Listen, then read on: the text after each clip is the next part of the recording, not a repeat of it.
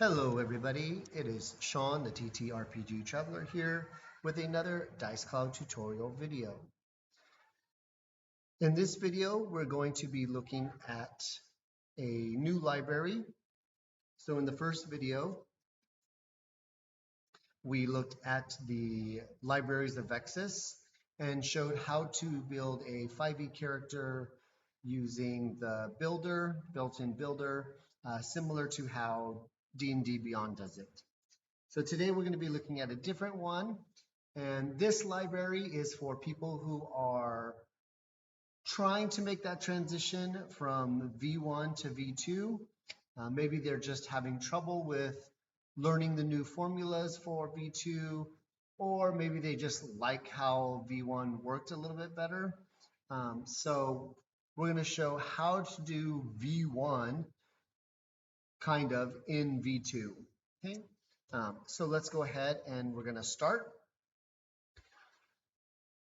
So first thing we're going to do is we're going to go to our library here on the left.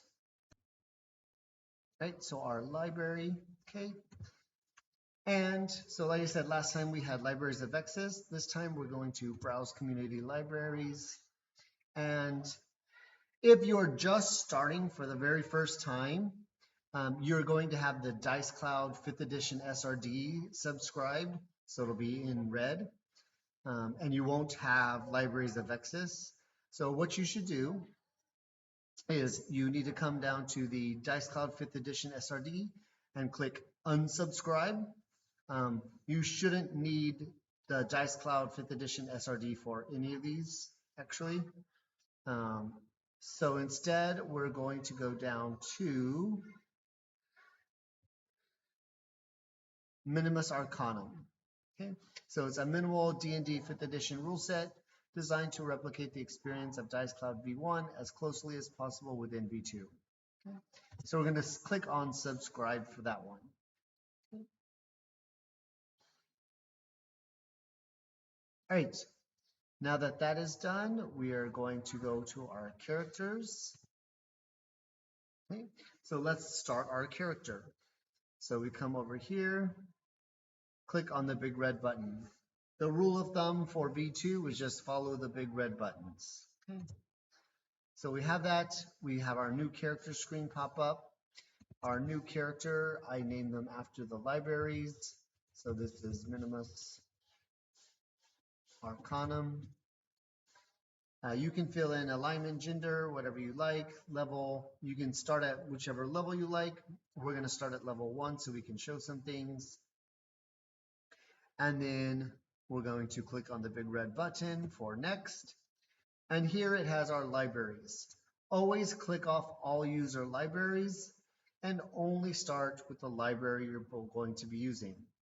This time we're going to be using Minimus Arcanum, so we're only going to click on Minimus Arcanum. Create.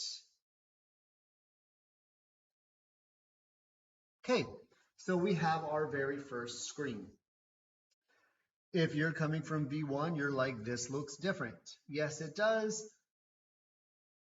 Some of this is going to be explained in the Welcome to Minimus Arcanum, which I'll go over later.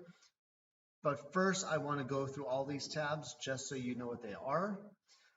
We don't need this side panel anymore, so I'm going to minimize that so we have our full screen showing. Okay. All right, so the tabs that we have. Build is a new tab. If you're using libraries of Vexus, then this is a completely different, it's still a build tab, but you have a lot more going on. This one is very minimal. Okay. Journal is where you have your character, description, personality traits, ideals, bonds, flaws. Features is still your features. So features has been separated from, has been moved over. It's not over here anymore. And this is just for all your features, right? Inventory is still your inventory, weight carried, net worth, equipped carried, coin pouch. Spells is still your spells. Actions is the brand new one, okay? One of the brand new ones. So alongside with build and tree, which we'll get to. Actions, V2 lets you roll in the application now. So actions are for things that require actions. So if you create a feature and you attach an action to it, those actions will appear here in this tab. Okay. Before actions and features were put together, now they're separated. Right? And then finally we have our stats again. Okay. So our hit points are here, our rests, our ability scores, armor class. We now show speed. V2 now lets you see your speed. Initiative, your saving throws, your skills, your proficiency bonus. Okay. This panel over here is like the action tab. So you'll see all the actions that you take. Okay. There's one more tab that's kind of hidden that I want us to do because we're going to be using it later. If you plan on moving things around, if you don't like where things are, you're going to want this tab. So you come up to the three dots here up in the top right, click on those. Now up here you have your different features. You have your print. So if you want to print it out, I'll show that real quick. Right, it'll print out your character sheet. Okay, so that's the print. Edit details is what we're going to be going to, but for now we're going to skip down to sharing. Sharing, if you need to share your sheet with people on the Discord, for example, if you need to share it with your GM, your DM, you can click to only share it with certain people, or you click anyone with the link, and the link is the address in the address bar. That's your link. Okay. So those are how we do sharing. And then delete is if you want to delete. Okay? So we're going to come back up to edit details.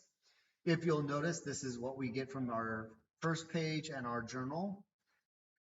One quick thing about this, picture URL. So you have a high resolution image and then an avatar, which is your smaller square image. If you're going to be doing this, make sure you are using a image from a image hosting service like incl.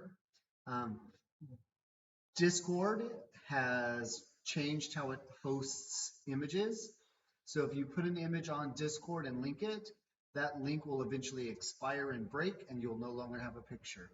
So just use images from image hosting services. Okay? All right. Debug and libraries aren't really important for what we need. We need to go to settings, click on settings, and here's your settings. So you can hide redundant stats. I don't like to do it because I like to see what's redundant. Hide reset, hide rest buttons. If you're not really using rests, then you probably don't need those. Show spell tab. If you're just a martial character, you don't need your spell tab. So you can click on that and it'll actually get rid of the spell tab. We're going to keep it because even though I'm going to build a martial, I'm going to show some things at the end of the video which we'll need the spells tab for. And then this one is the one that's hidden. It's the show tree tab. You should click on this one because this is going to let you move some things around. Okay. And then you have your hit dice reset multiplier and Discord webhook URL. DiceCloud V2 and Avery don't really play well together. Avery just kind of looks at the surface thing, whereas V2 has a lot going on in the engine. So what we usually recommend people do is use webhooks. So I'm going to be making a video probably in the next week or two, hopefully, which is going to be a play test of mine. So it's going to show how to use Discord, webhooks, DiceCloud V2, and a VTT, in this case, Owlbear Rodeo. Okay, so that'll be an upcoming video. If that's something that sounds interesting to you, you want to see how to do that, subscribe, click on the bell, and you'll get notified when that video posts. All right. Okay, so now that that's done, we're going to come down and we're going to go to our build tab again. I am going to read about the introduction to Minimus Arcana. If you don't really care, if you want to read it on your own time, you just kind of want to get into how to build, I'll have the chapter links down below so you can skip ahead to wherever you want to go. Okay? So welcome to Minimus Arcanum. This rule set is designed to replicate the experience of DiceCloud V1 as closely as possible within V2.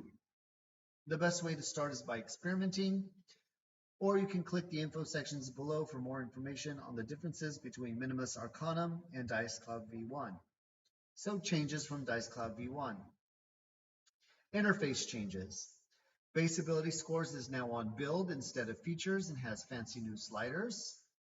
Persona and journal have been merged, and race, background, and class have been moved to build. Multiclassing is no longer a single button push. See class under the character setup card for details. Experience log entries can no longer have notes attached. Attacks have been replaced by actions, which can automatically roll dice and more. Proficiencies are now skills, and proficiency properties act like skill-specific effects. The familiar red plus button has moved to the top right, and the buttons to add conditions and health bars have been merged into it. And then health bars and item quantities got a fancy new adjustment UI. Okay. We'll cover most of this stuff during the tutorial. Syntax changes. Here's the important part, right? Our syntax. So the class level variables, for example, fighter level, are no longer derived from your class name automatically. See class under the character setup card for details. This is one of the things that I absolutely love. So in V1, you know, whatever your class name was, that was whatever all the variables would be. So they had to like match perfectly. And I think this just allows you a lot more freedom. You can name the class whatever you want, and then you have the specific variable for that level. Okay, right? You have the if syntax changes, the matrix syntax changes. For example, you don't need to use matrix anymore. It just knows it's a matrix. Advanced Math.js functions are no longer available. See the documentation for supported functions instead. The triple dash no longer splits summary and description. Now they're separate fields. Okay, so I'll be showing you that in like your features and stuff. You don't have to just triple dash and have just a little bit showing on the card what's on top and then below is the full. There's actually separate fields that you can use. Okay, and then temporary, something they're working on. The hit dice variables, for example, D6 hit dice, now begin with an uppercase D in order to account for a V2 bug. Okay? There are numerous other syntax features that V2 makes available, such as built-in dice notation, but the above changes should be the only serious breaking changes to worry about when going from V1 to Minimus Arcanum. Function and variable list, I'm not going to read all these, we're just going to go over them really quickly. So remember the syntax in V2 especially is always going to be the first word is lowercase, every word thereafter starts with a capital letter. Okay, so ability scores is just one word, so there's nothing there. But ability modifiers is the ability lowercase, and then modifiers capital M mod, right? Stats, our resources, our hit dice, damage modifiers. Okay, this is where you find resistance, immunity, and vulnerability. They'll give you the number you multiply your damage received by. So 0 for immunity, 0.5 for resistance, and 2 for vulnerability. And it's just the damage type lowercase and capital M multiplier after that. Okay. We have our saves, our skills, our levels. So your class level can be accessed with class name level, where you replace class name with the exact name of your class. So fighter level will give you your number of levels in fighter, provided you have that class, otherwise 0. Note that you'll need to manually name this variable following the instructions when editing class under character setup, which I'll be doing in the video. Okay. Level will return the sum of all your levels in all your classes. It's not based on your experience. If you have more experience than you need to level up, you'll need to increase your level in a class or add a new class for this value to change. And then we have our spell specific variables, so attack bonus and DC. And then help and more information. Minimus Arcanum is part of the Codex Arcanum project, which aims to implement all official 5e materials into DiceCloud in an effective, streamlined, and heavily automated way. To get help with DiceCloud V2 or Minimus Arcanum itself, please check out the following resources. So number one is the official DiceCloud Discord server. Absolutely come to the server. The people are usually really helpful. I have a link to it in the description below. A couple of things though, there's kind of a hierarchy. So there's different channels, right?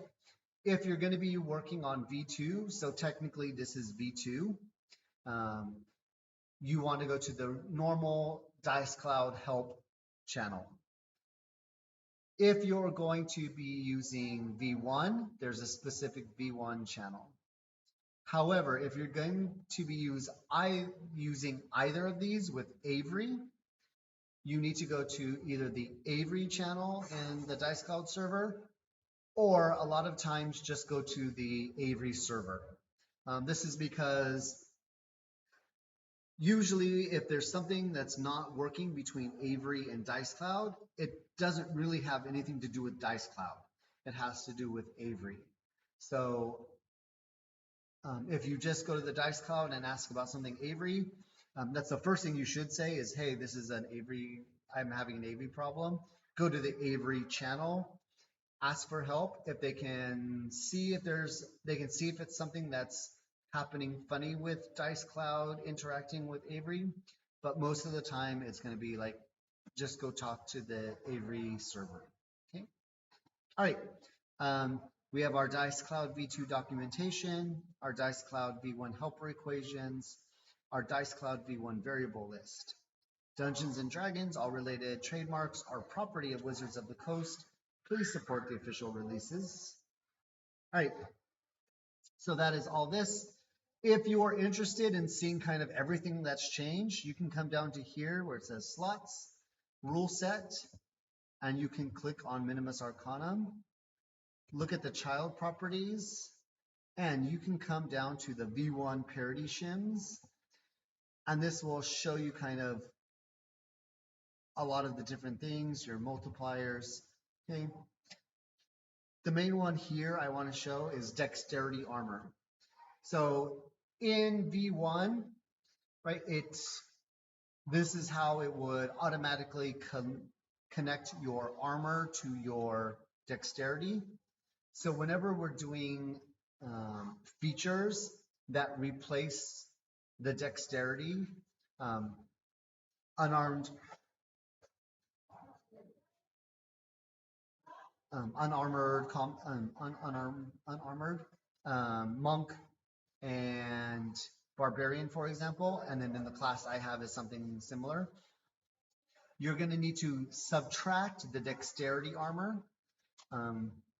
And this also goes for if you're doing things like your armor and your like heavy armor. A lot of the heavy armor doesn't include the dexterity bonus. So you're going to want to make sure you subtract the dexterity armor from that. Okay. All right. That's everything we need here. So one more thing before we finish. Here's our levels. Actually, I'm going to start the next chapter here. Here are our levels. Your level 1 is showing all of your levels combined. Okay.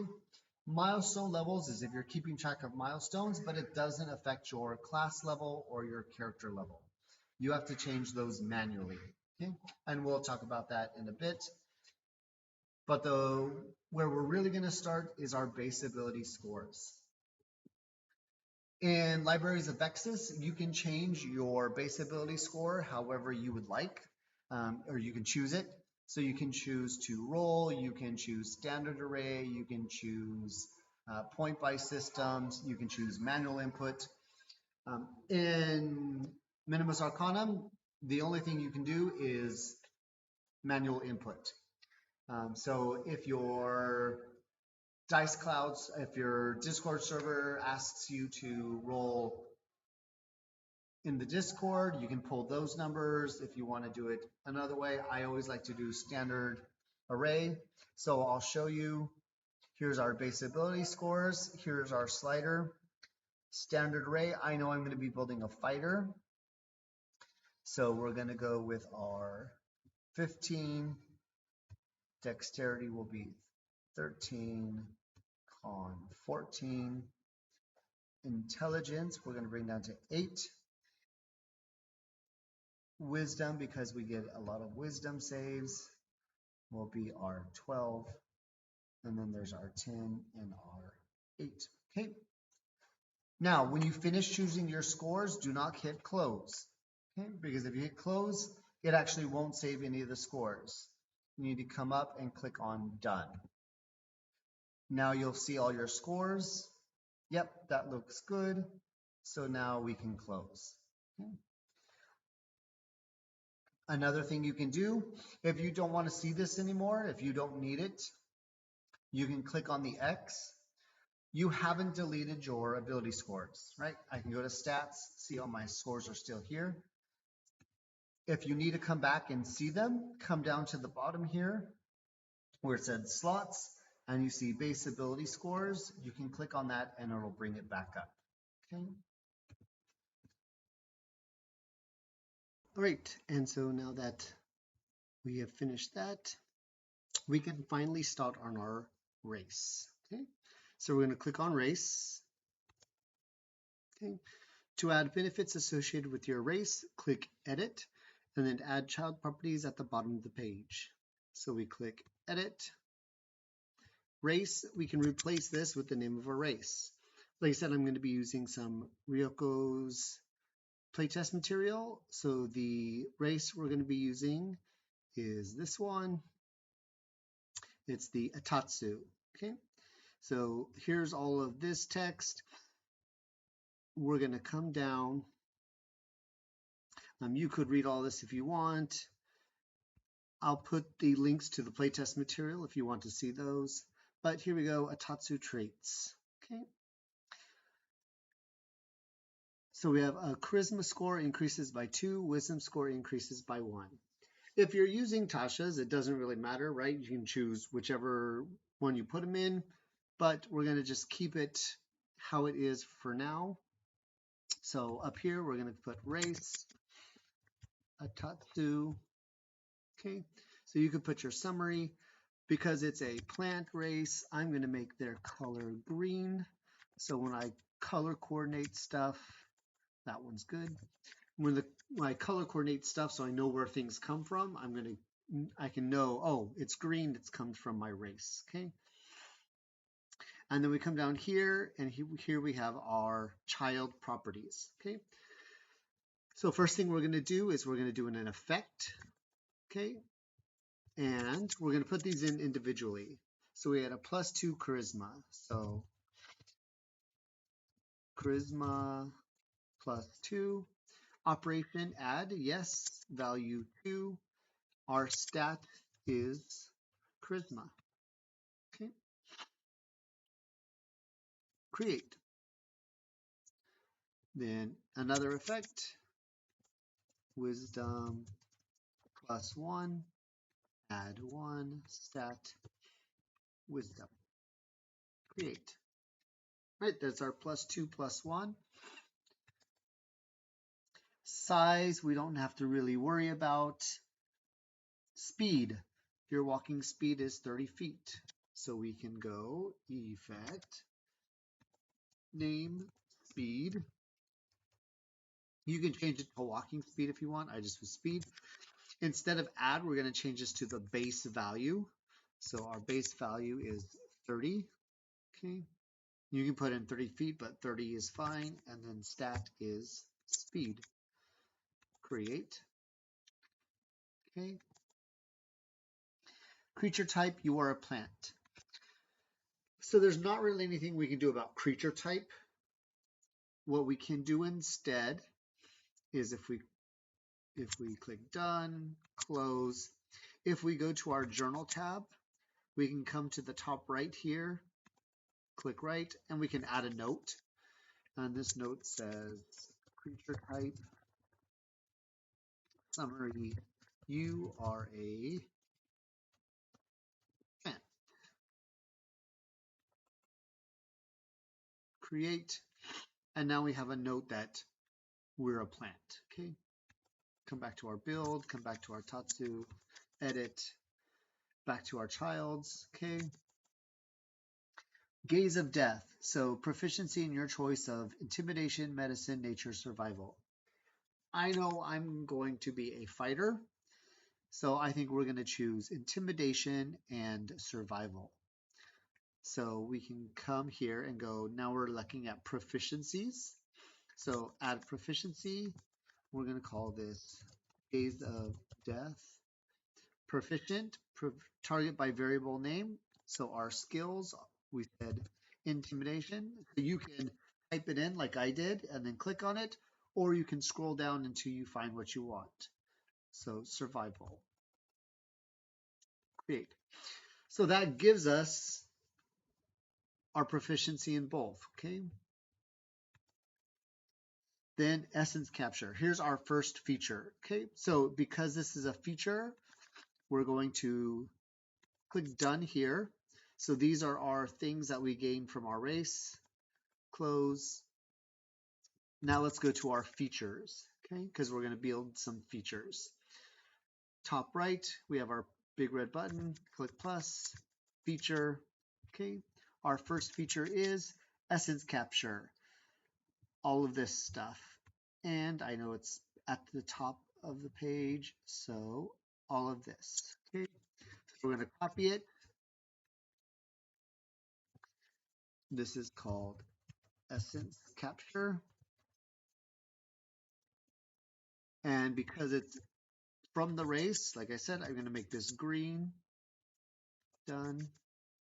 It didn't change to the color green, but if I quickly put this in description and then create, we can see it's green. Okay, so I click on it again, it's now green. I don't like how that looks because it's copied from a PDF. I'm going to just do this real quick. There is a app that I usually use that kind of does that for me, but for now we're just going to do this.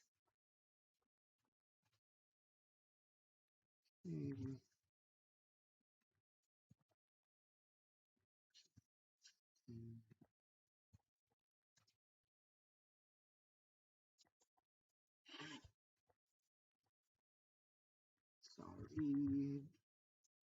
Okay. So here's the feature, right? Description, if we put it just here, done, close, right? We don't have anything on the card because it's all in the description. If we want to just we want to see the main parts of this feature, what we can do is we find the main parts and we put them in the summary. Okay? If you want all of this to show up in the summary, you can easily Control A, Control C, right? Done, close, and right, that whole thing will show up. But that's too much.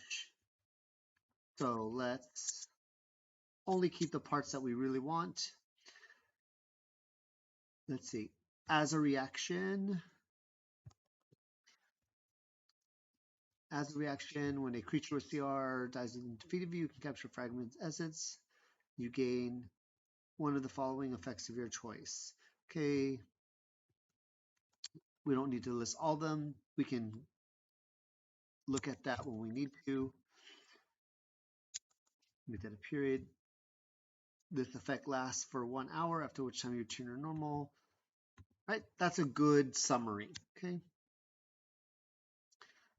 Now let's make it an action because this is as a reaction, right? So we can make this into an action. If you don't want to automate it, if you just want it to be the feature and have it show up, you're done. That's it. That's all you need. But if you actually want to automate things a little bit more, I'll show you how you can automate those. Okay, so edit as a reaction. So we're going to make this an action. Okay, name is essence capture. Okay, it is a reaction. Okay, single target summary. Right, our summary was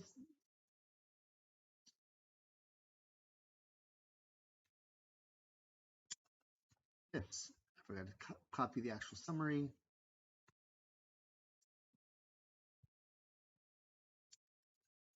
All right, right now in version 2 of DiceCloud, we don't have choice options or choice branches, nor do we have cross-sheet interactions, but version 2.1 is supposed to have those things.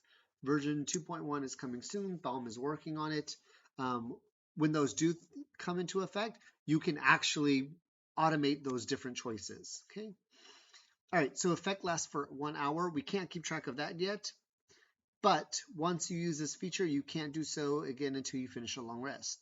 So what we can do is we can limit the uses. 1 per long rest.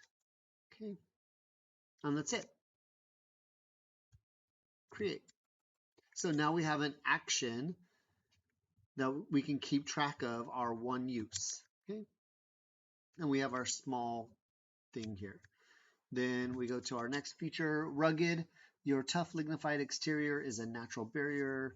Okay, so while you aren't wearing armor, your base armor class is 12 plus your con modifier. So let's go ahead and copy this. Come back, new feature, rugged, color is green. Okay. Our description is here. Okay, so here's our summary. Again, if that's all you want to do, if you don't want to automate anything, you're just done, but we like to automate things. So the action here, or the effect, this is an effect, okay? So the effect is rugged, and we have our base value changes to 12 plus constitution mod. And remember, it automatically includes dexterity armor and everything, so we need to remove that. Minus dexterity armor. And it's always good to just to give those a space. Okay.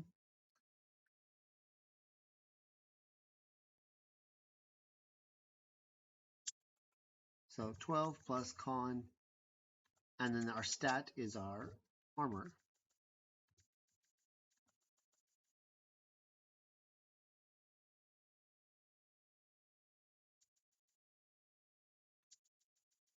Okay.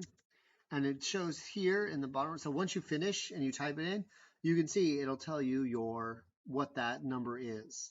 So 12 plus our con mod minus our dex armor is going to be a 13. Okay.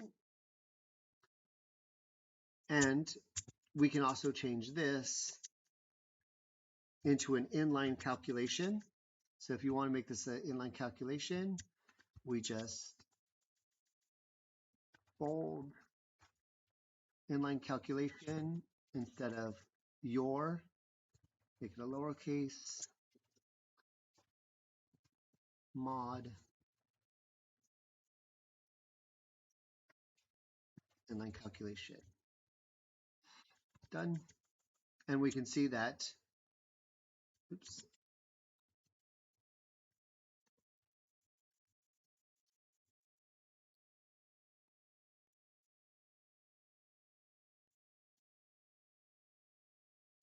Okay.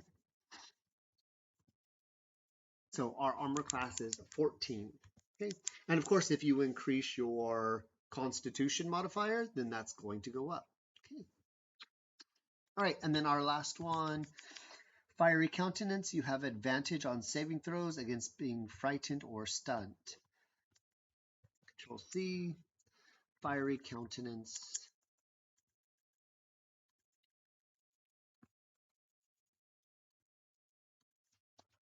Fiery countenance. And this is small, so we can just keep it in the summary. Okay, I will bold these just so we know which ones they are.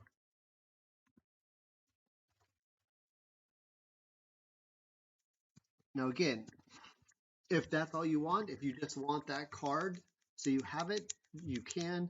If you want to actually somewhat automate this, right? We can't actually have advantage on our saving throws for conditions, but we can make conditional benefits, right? So we're going to come down here and we're going to go to our effect, name, I'm going to call fiery countenance. We don't even need to name the effect. We can just come down to scroll all the way down and we have conditional benefit, text, advantage on saving throws.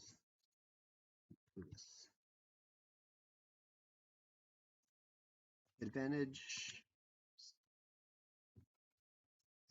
on saving throws against being frightened or stunned.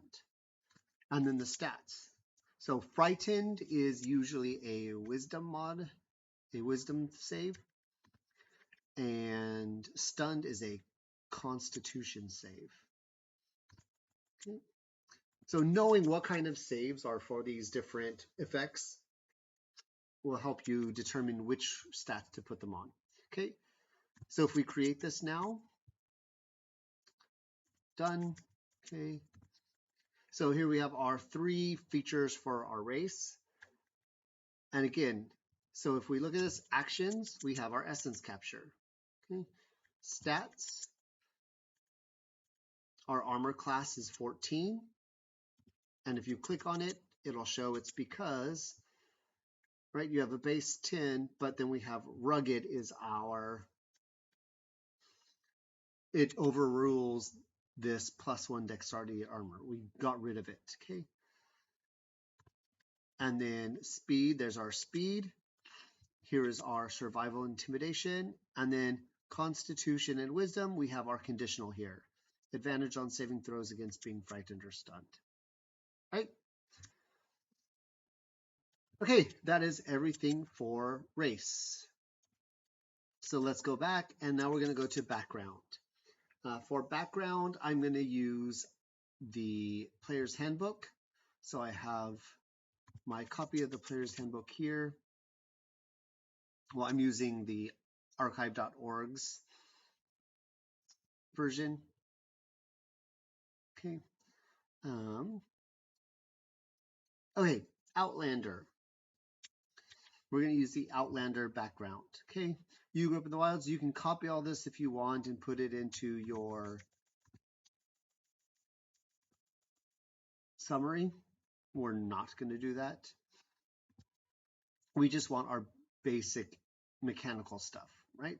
So skill proficiencies, athletics, and survival. Okay. So background,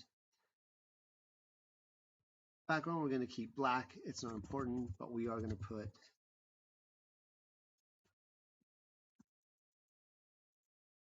it was Outlander.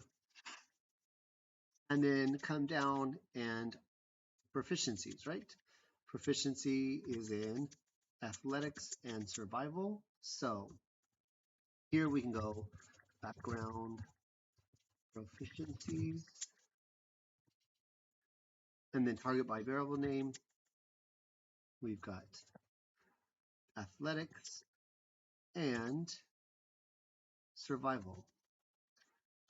Now, we already have survival because of our race. So what we can do now, if you're doing the whole Tasha's and you can just change anything you want to anything else, that's fine. You can just change it here. You're like, oh, I already have it from race. I'm going to change it to something else. Okay. But what we can do instead, because usually if I'm a DM, I say your background proficiencies are your background proficiencies. If you have something else that gives you a choice, you should change your choice. So we're going to go back. We're going to go to Atatsu. We're going to edit this. And our Gaze of Death is our proficiencies. So we're going to take out survival. And I think we're going to put medicine instead because we had medicine. All right. Done. So now it's changed to medicine. And so now we don't have a double proficiency. Okay. Right. So there's our background proficiencies. Next, tool proficiencies. So Minimus Arcanum doesn't really do tool proficiencies, so we can just add it to show that to have it show up. So we can just say, right, one type of musical instrument. So we can just say lute proficiency, right? And then we can leave it at that because if skills, there's no lute, there's no tool. If you're going to be using libraries of Vexus, then that would be different. But for here, Minimus Arcanum, we can just create and we see we have a lute proficiency. Okay. Languages, again, it's not really tracked here in Minimus Arcanum. So again, you can just go proficiency, one of your choice. Usually the best one is common. Okay. Now I know a lot of the new, especially if you're using the new Mordenkainen Monsters of the Multiverse, pretty much everybody now gets common +1. But right now we're just going to say it's just the one. If you wanted to, you can go common and say Fey, because it's a plant. You'd say common Fey, proficient, create, and there you have common Fey. Okay. You can even say common Fey language proficiency. There you go. Okay. Equipment, staff, hunting trap, trophy from an animal you killed, set of traveler's clothes, and a belt. All right, so I'm going to do two things here because this is no longer part of our background. Well, it's no longer part of our mechanical stuff of our background, right? We have two things left. We have our wanderer feature. We have our characteristics. So we're going to go through and we're going to do these. So first we're going to do equipment. Now equipment, you can just add them if you want. So done, we're done here. We're done in the build section for our background. Okay. So what we can do is if we want to go in the order that it has on the player's handbook, we can do it this way. If you want to do it in order and do characteristics, the feature, and then the inventory, you can do it that way. But we're going to do it the order it has. So our inventory. Okay. When we create an item, box in the top right, item. Because this isn't connected to libraries of Vexus, there is no library, right? There's no library of information. I can put in staff, nothing's going to show up because there is no library. It's just another one of those benefits to libraries of Vexus that it has a large library of items already. So instead we have to create everything. So create, and then we have staff. Okay. If you're not keeping track of weights, values, things like that, then that's all you need, right? Create, I'm done. I have a staff. If you want to be, if you need it to be more in depth, then you can come over. We're using D&D Beyond to stay official so that the video doesn't get taken down. So we can type in staff here in our equipment. staff, arcane focus, wooden staff, druidic focus. Okay, it just says a staff. Okay, some people say it means it's a quarterstaff. Some people means it's an arcane focus staff. You can choose which one you want. Okay. Now, if you go to the Outlander on D&B, it actually links it to quarterstaff. So we're going to just go ahead and say that this is a quarterstaff. Okay. So quarterstaff, we can see that it costs 2 silver pieces. So if we come here, our value is always in gold pieces. Since silver piece is a 1/10 of a gold piece, we'll make that a 1/10. So it's 0.2 gold pieces. Weight is 4 pounds, always in pounds. Okay. Description, if you want to add that. Attunement, if you are using a magical item, right, something that needs attunement, here is where you can click that you need to attune to it. Okay. Tags, we don't need to worry about. And then here we have our items. So if you are going to make this an actual staff that has bludgeoning and versatile, so let's go ahead and add that in. So we have an action. It's a staff attack, right? It is an attack roll.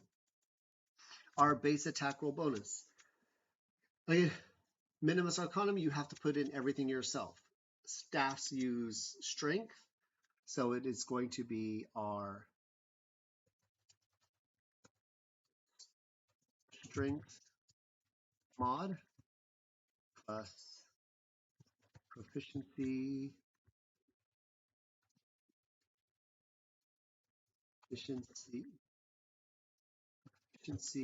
bonus, strength mod plus proficiency bonus. Okay.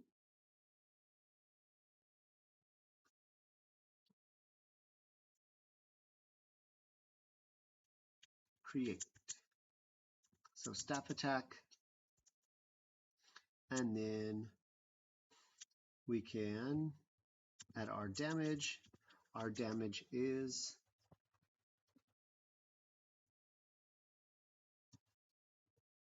strength mod plus 1d6 bludgeoning. 1d6 bludgeoning. Okay. Now, the thing I forgot, we can't do this yet. So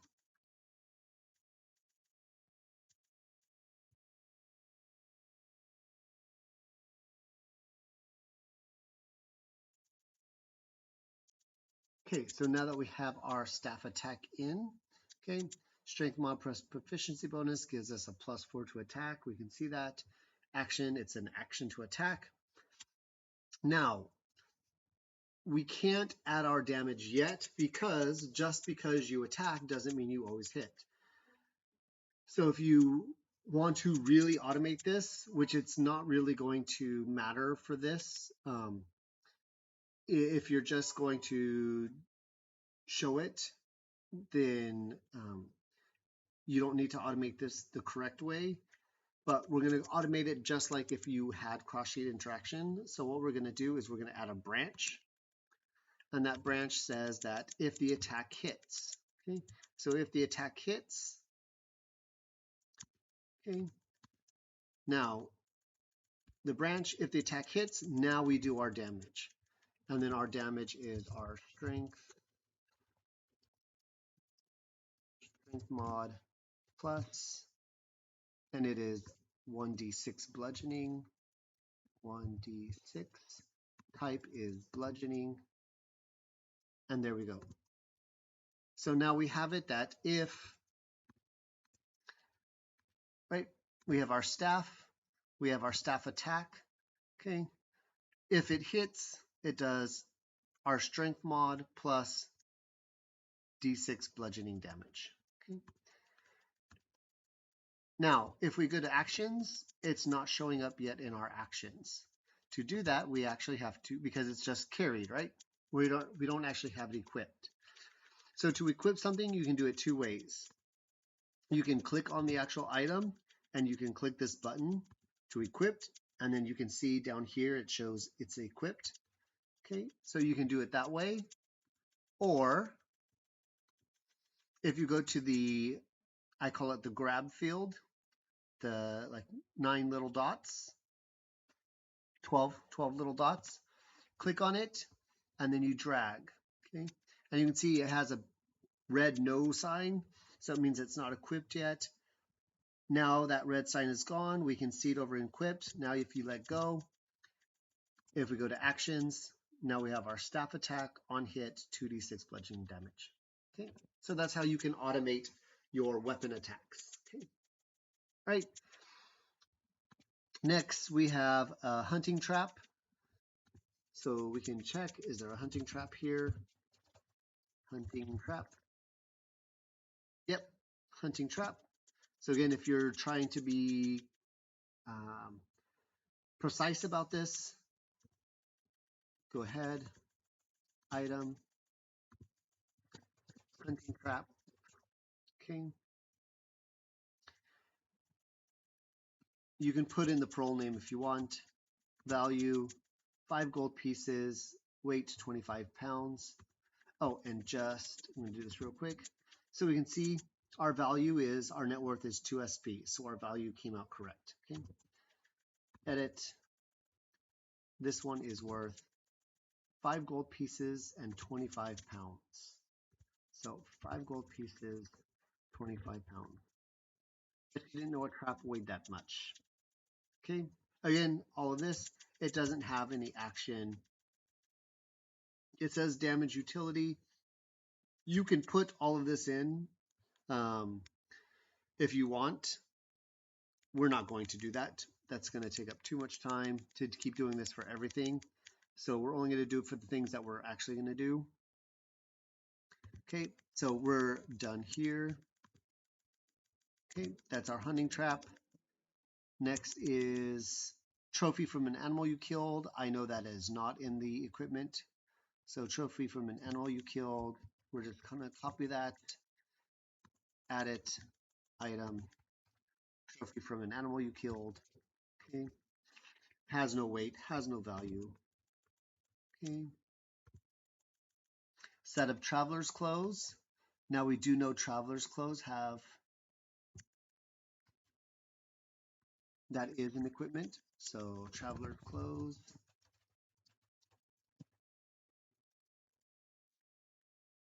Clothes travelers. 2 gold pieces, 4 pounds.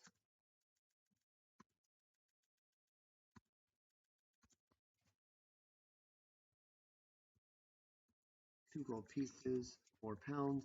We like to wear clothes, so we're going to go ahead and put that as equipped. Create. And then a belt pouch containing 10 gold pieces. So here we just needed it. There's 2 ways you can do the gold, silver, copper.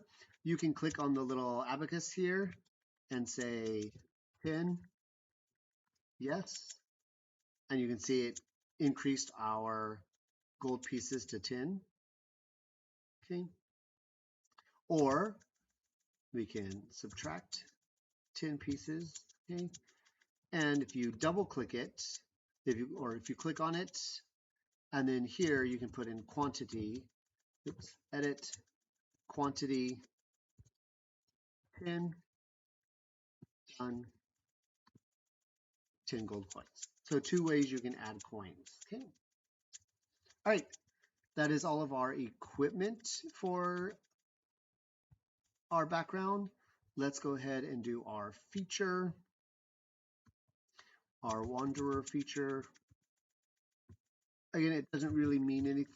You might not really use it, but we're going to put it in anyway. Background feature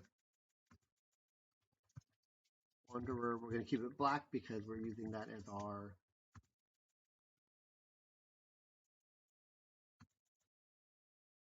background color. And then we just copy paste. Okay. I don't really need to see that in the card. If I need to see it, I'll just click on it. Okay. And then the last one we have is our characteristics. So you can just choose. I'm going to just go number 1 for each one. So, oops.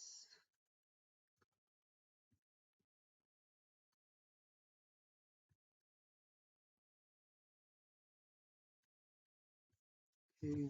Personality trait. So we're going to go to journal, personality traits, edit, and then we just type it in the summary. I'm driven by wanderlust. Done. Okay. Ideals.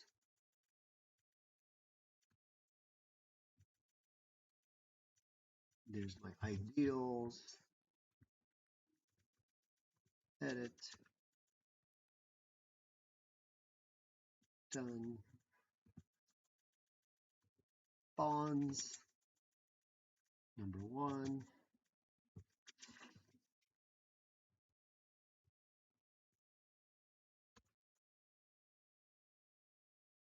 Okay. And then finally, our flaws. Number 1.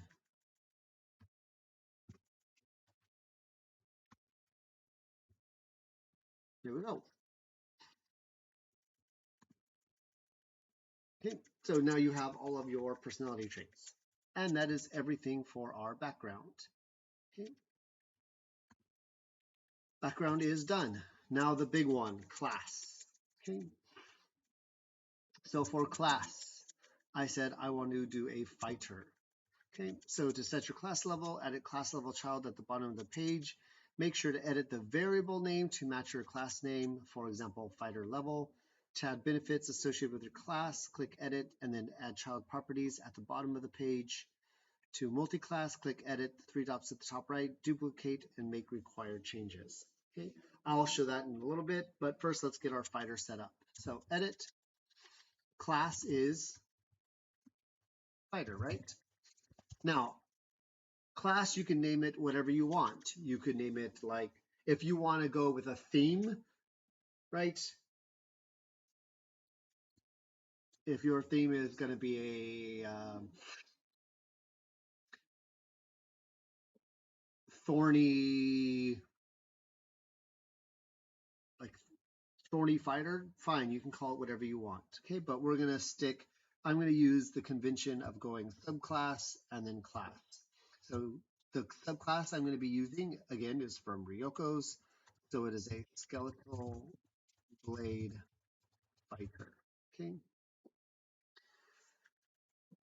Skeletal blade fighter. Fighter, we like to make the color gray. Okay. And then down here we have class level. So click on class level. And here is where we're going to change class to our actual class name. So fighter level, and then the variable fighter level. So now whenever we want something to reference our fighter level, we put in fighter level. Okay. If we just wanted to register our class level, our character level, then we just put in level lowercase. Okay. Base value 1. So that's saying it's level 1. Because we're also going to be adding in our subclass, we get subclasses at level 3. So we're going to go ahead and move this up to level 3. Okay. Base value 3. And for now, we're going to close that. Okay. So I want to show you here, if we come down, it says we're level 3. Okay. So we're going to add everything in, and then I will, then we'll go to for like multi-classing and Gestalt. Okay. So fighter level. Okay. Oops. So here's our fighter level. Now,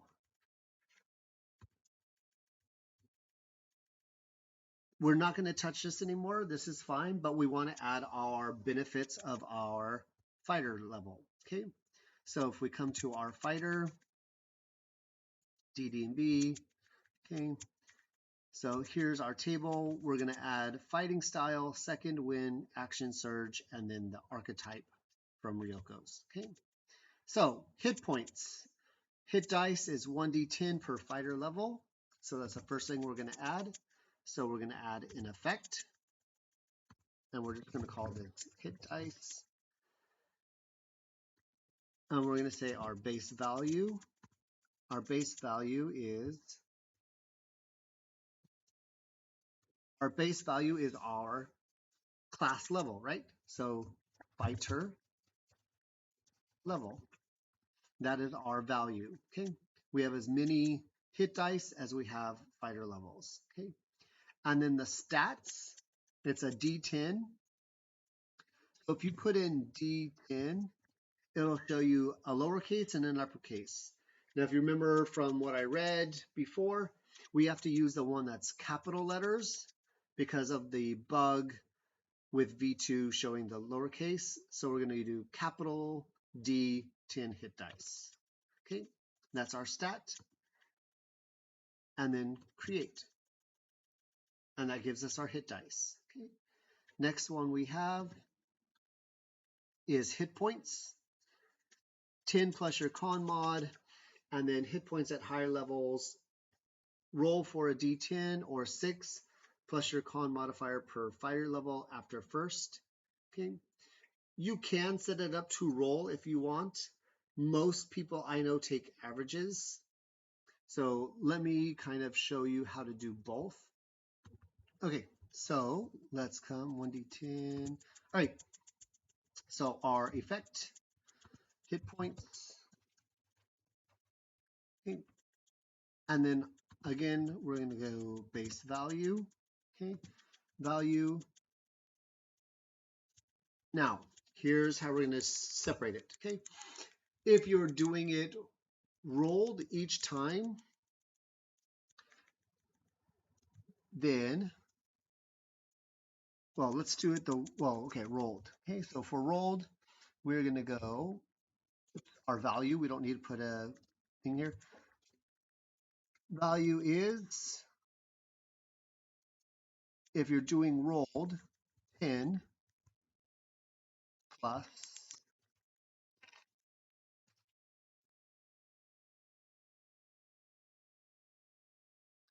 1d10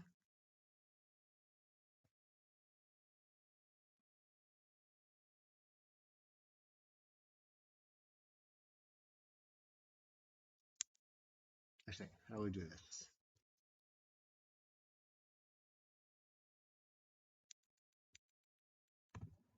Okay, so if you're going to roll for your hit dice, it's best just to do a roll and then add those to your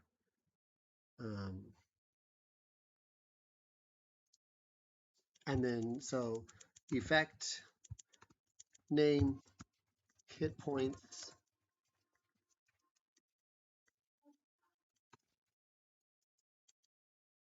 Okay. So your base value here, unlike V1, it doesn't automatically include your con modifier. So your value would be, here your value would be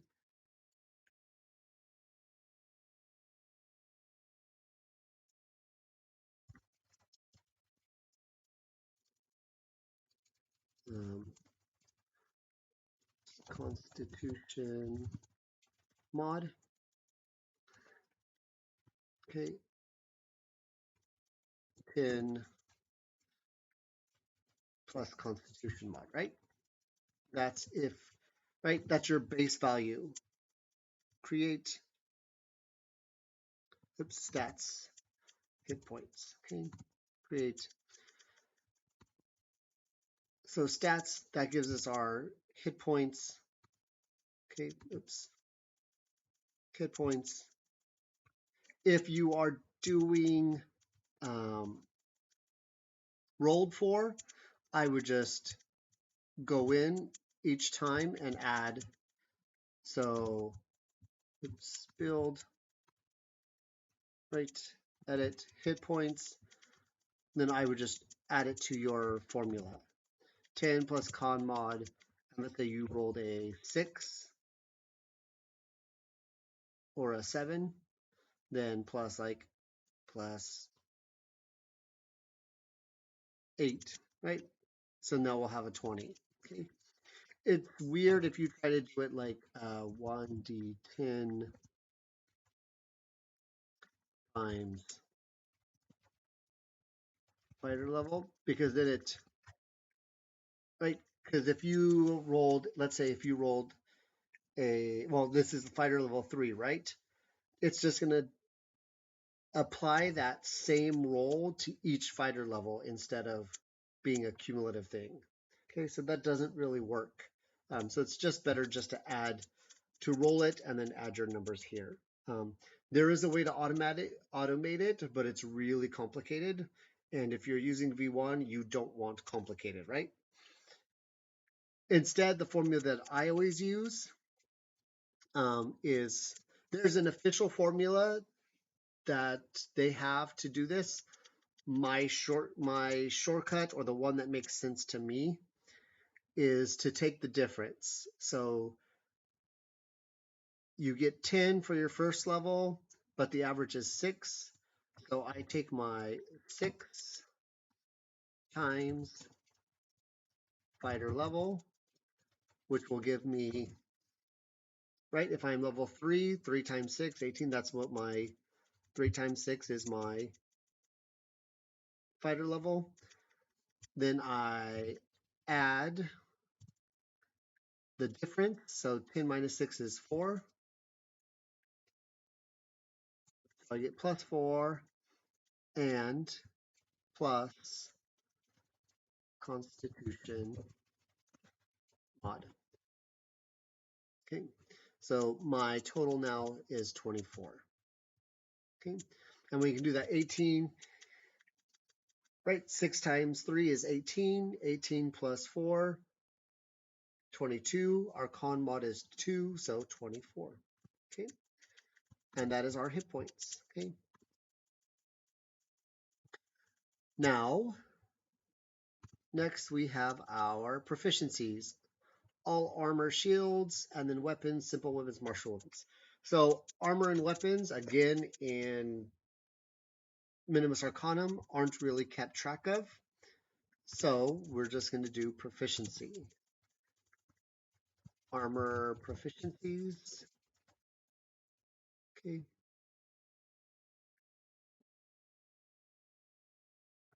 And you can even add it here, right? All armor proficiencies. Okay.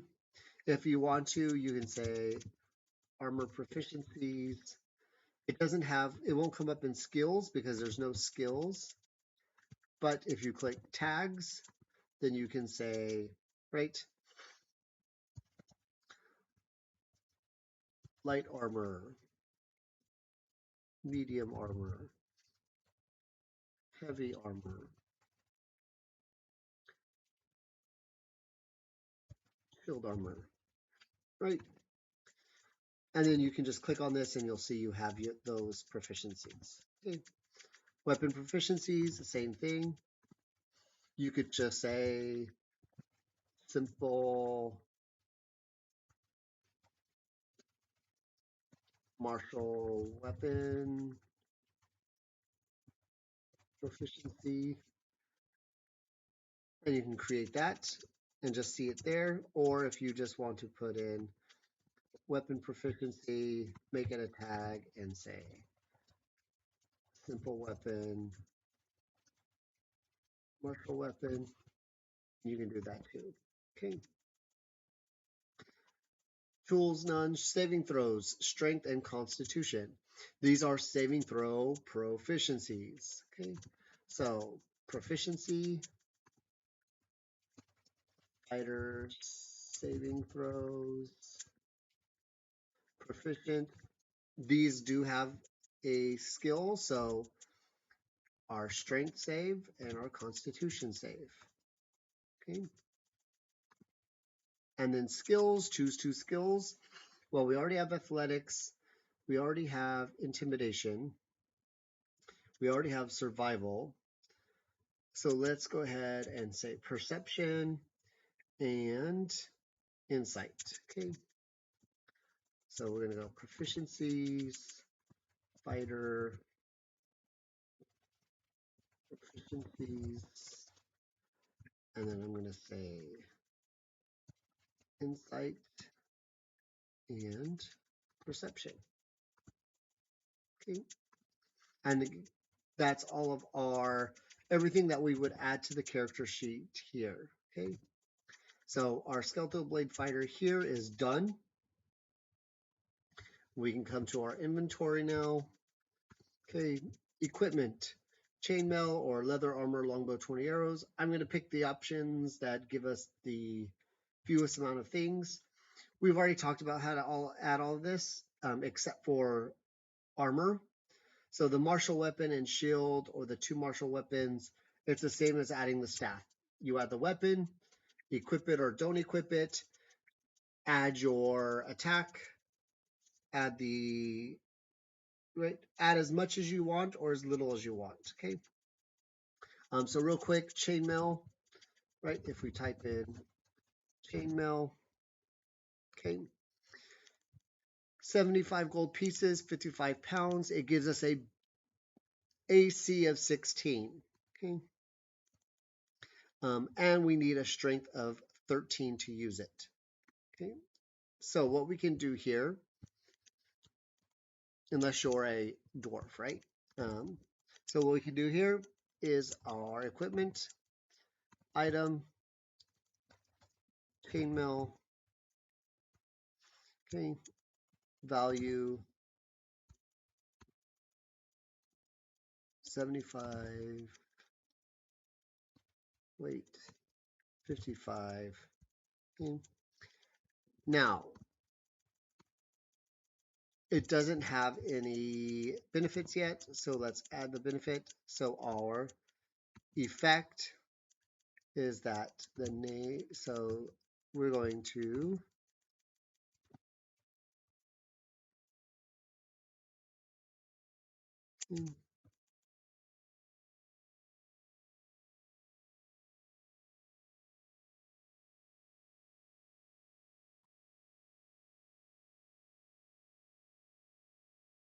so our base value here is 16. So remember, it says here, stats take their largest base value and then apply all other effects. Remember, it's 16, no dexterity bonus. So we're actually going to make this 16 minus dexterity armor.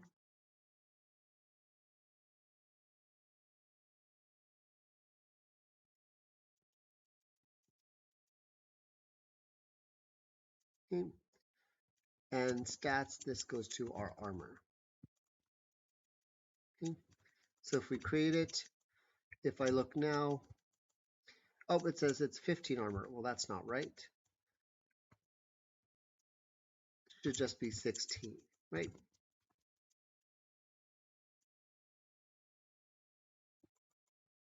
The reason we have to do this is, let's say we equip it. Okay. If we now equip it, that is 16 is higher than 14, right? So our stats should say AC of 16, but it doesn't because, right, the highest value is 16, but it's always going to add this +1 dexterity armor bonus. Okay. So that's why I said, even though you get a base value of 16, you should always make it minus dexterity armor, because it's always going to add that dexterity armor in there for you. Okay. So now if we go to stats 16, which it should be. Okay.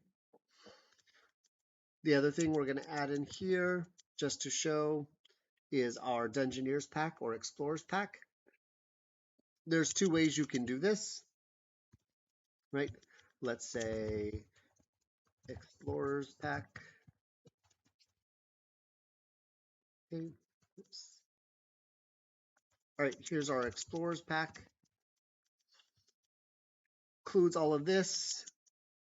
Okay, so if we just want to do, right,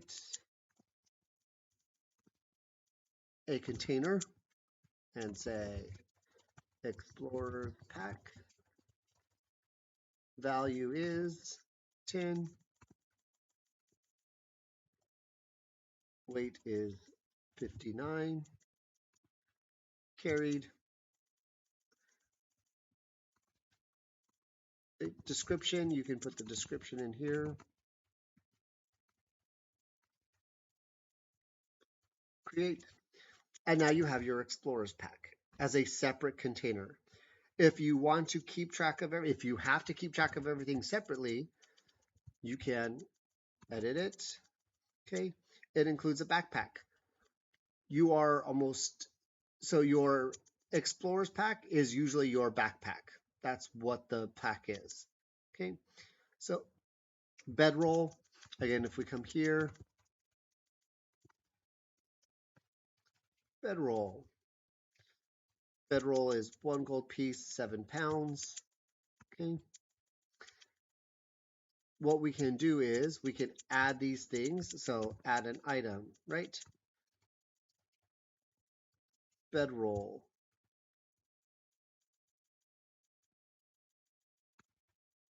1 GP, 7 pounds. Okay. Create mess kit item. Mess kit, 2 silver, 1 pound.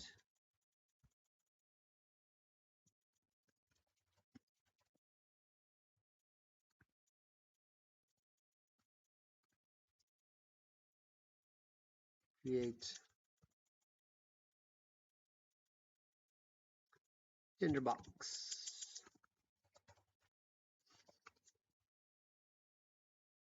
5 silver, 1 pound.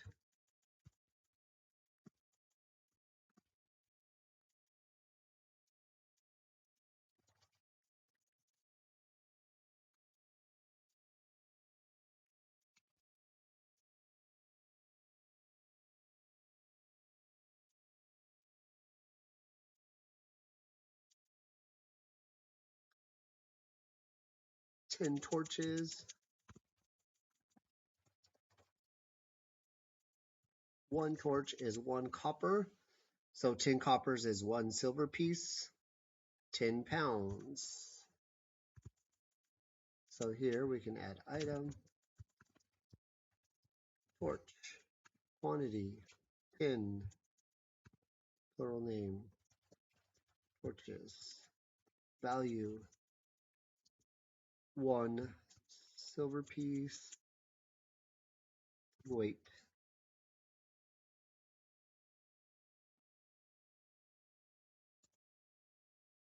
Okay, the weight of a single item, the value of the item in gold pieces, because we're taking each one as a copper piece, it's 0.01, right? Because copper is a 1/100th of a gold. Okay, create. So that tells us that it's that. Okay, and then 10 days of rations.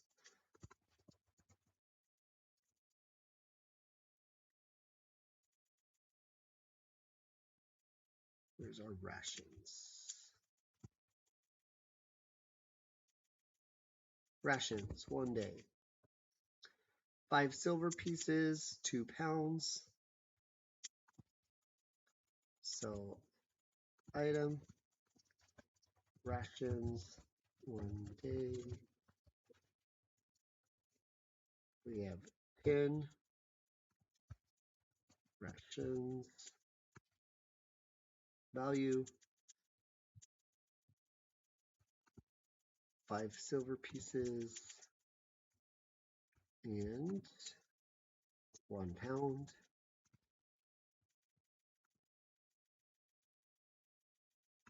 And then a water skin.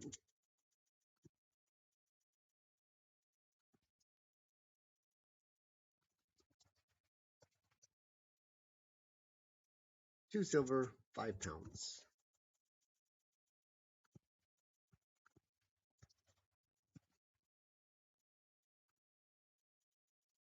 Five silver, 2 pounds. There we go.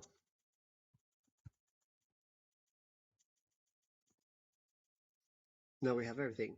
Now it's saying that it is, right?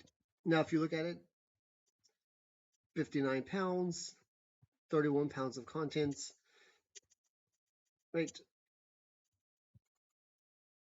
That's because we haven't added the weight of the the weight of the pack itself and the hempen rope. Okay. All right.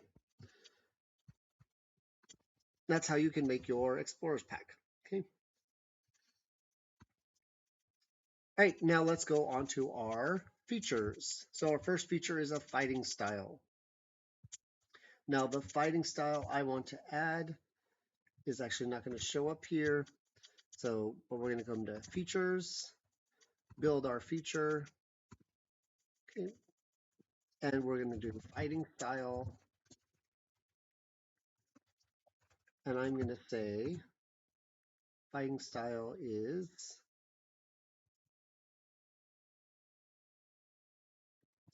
superiority technique. Okay. Color, again, it's fighter, so I want to make it silver. And then we're going to create that. Okay, so let's come in and let's edit it. Okay, so edit superior technique. Okay, so that's our summary.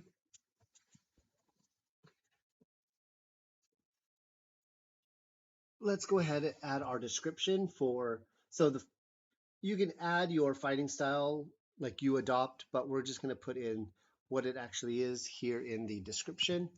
So this is, you learn one maneuver of your choice among those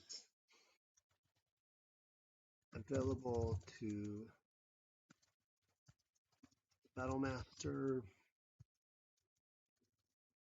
archetype if a maneuver you use requires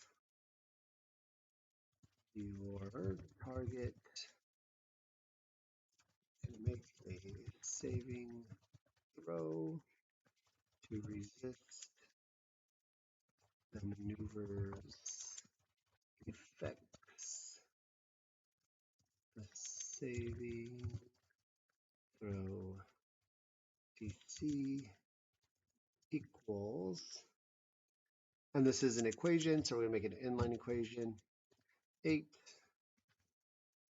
plus efficiency bonus plus, and then it's your strength or dex mod. Obviously, I made this one a strength based, so we're going to say strength mod.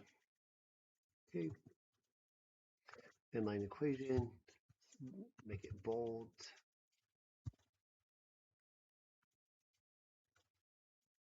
Okay, then you gain 1 superiority die, which is a D6. Okay.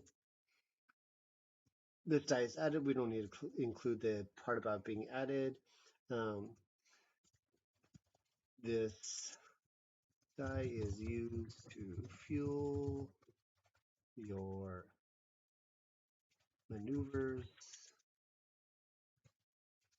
A superiority die is expended when you use it. you regain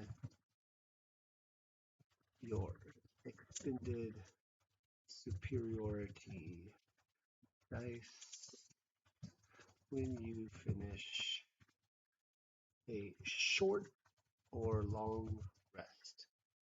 Okay. And the technique I'm going to use, I'm going to put that up here, is I want to do parry. Okay. And then parry tells us, actually it's a superior technique. Parry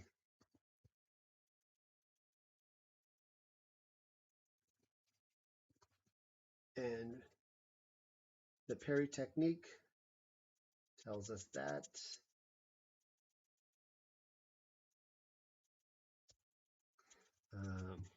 when another creature damages you with a melee attack, you can use your reaction and expend one superiority die to reduce the damage by the number you roll on your superiority die plus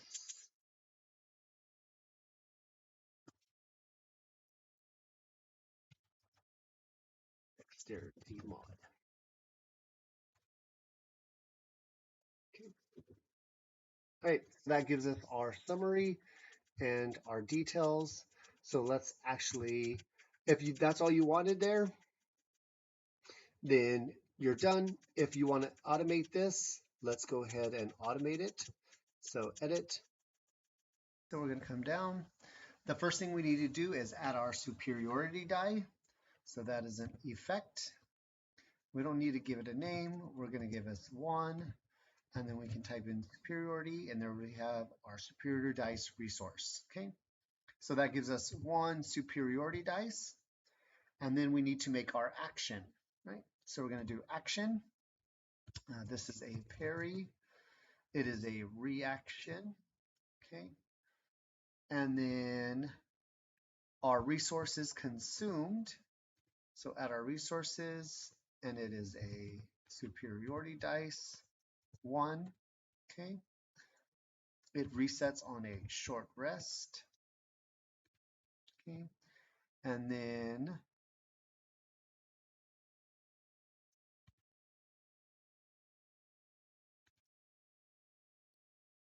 create.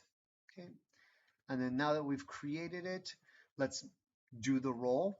Again, that will just give us our superiority dice. So if we want to keep track of it, then we can do that. But if we want to keep automating things, let's make this a roll.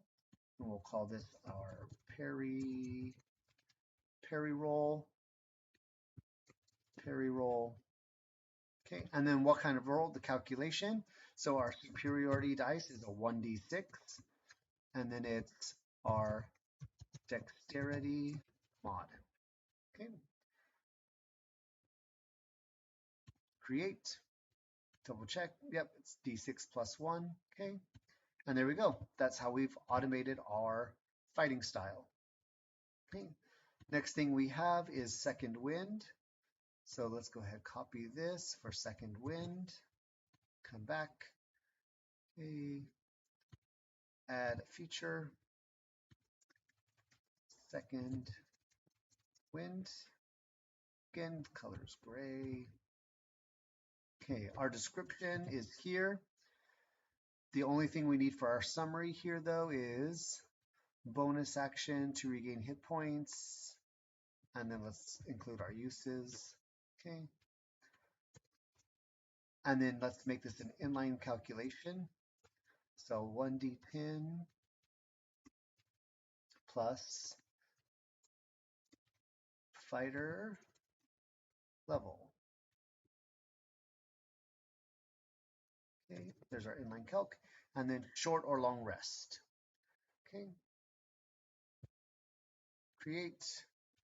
We've created the feature.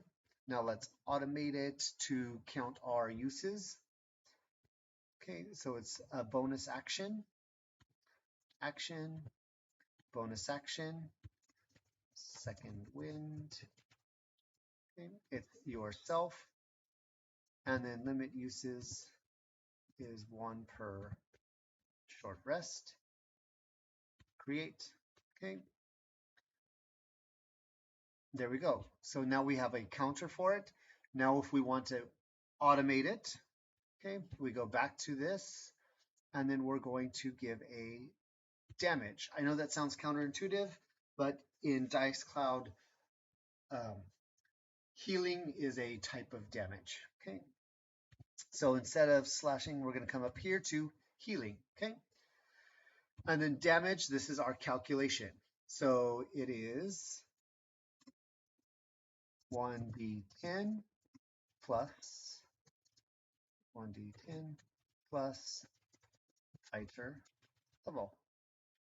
Target is ourself, and we are done.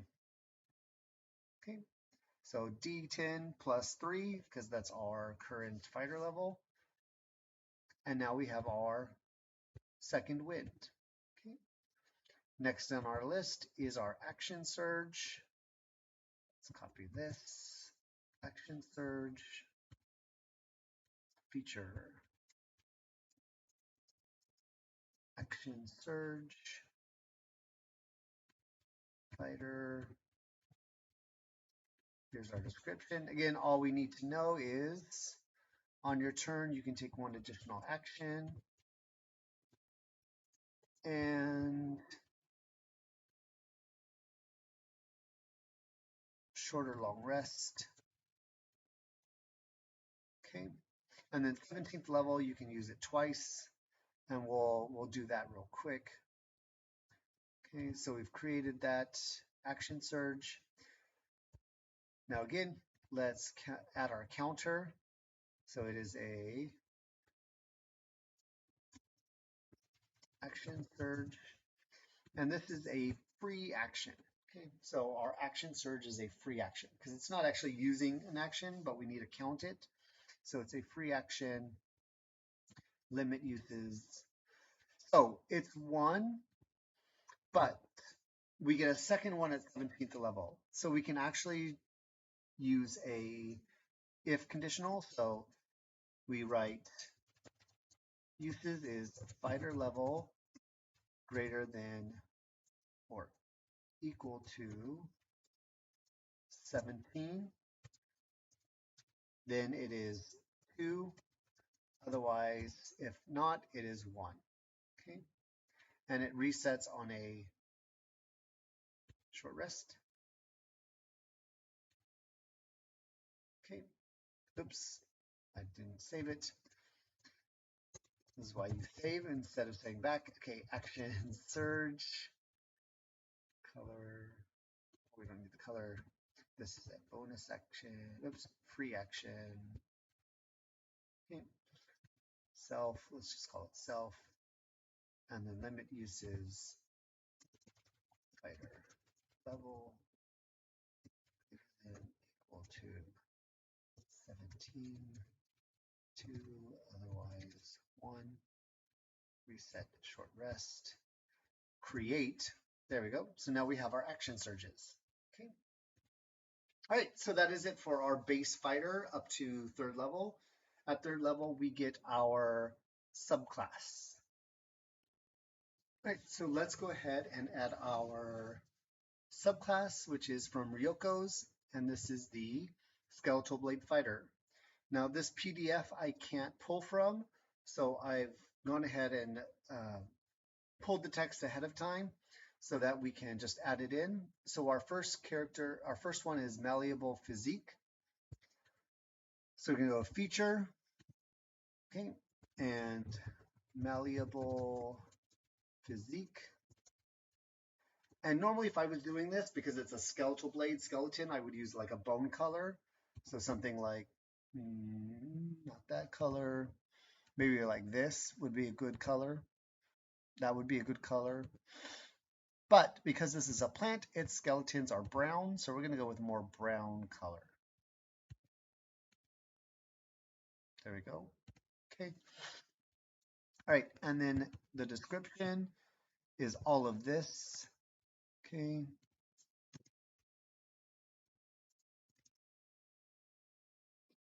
Oh. All right. Now, again, I have to do this just because it's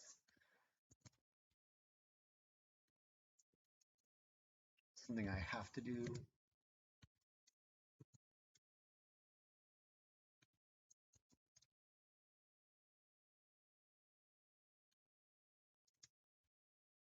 Okay. So, description, you have the power to manipulate your skeleton. We're going to look for the stuff that we just need to put in our summary, right? As an action, you can alter your form. That's important. Okay. Let's see.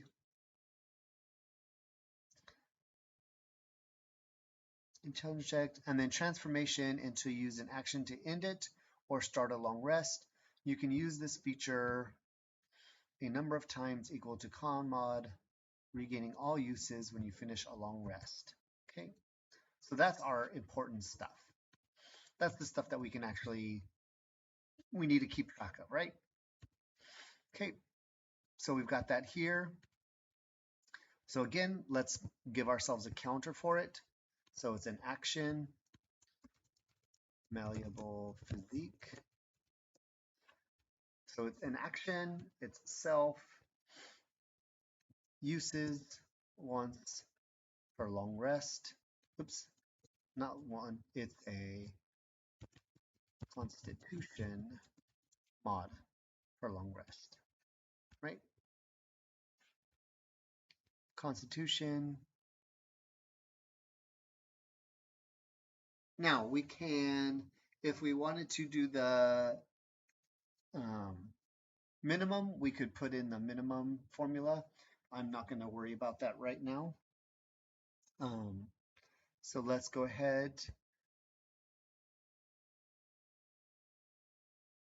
and go to our next one. So we're done with this one.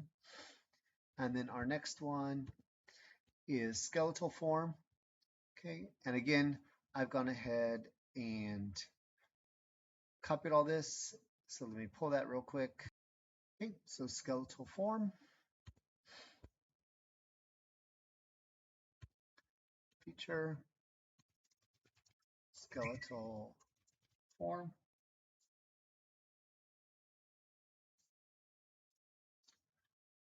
And then there we go. Okay, description is here. So let's take the most important stuff. So bonus action.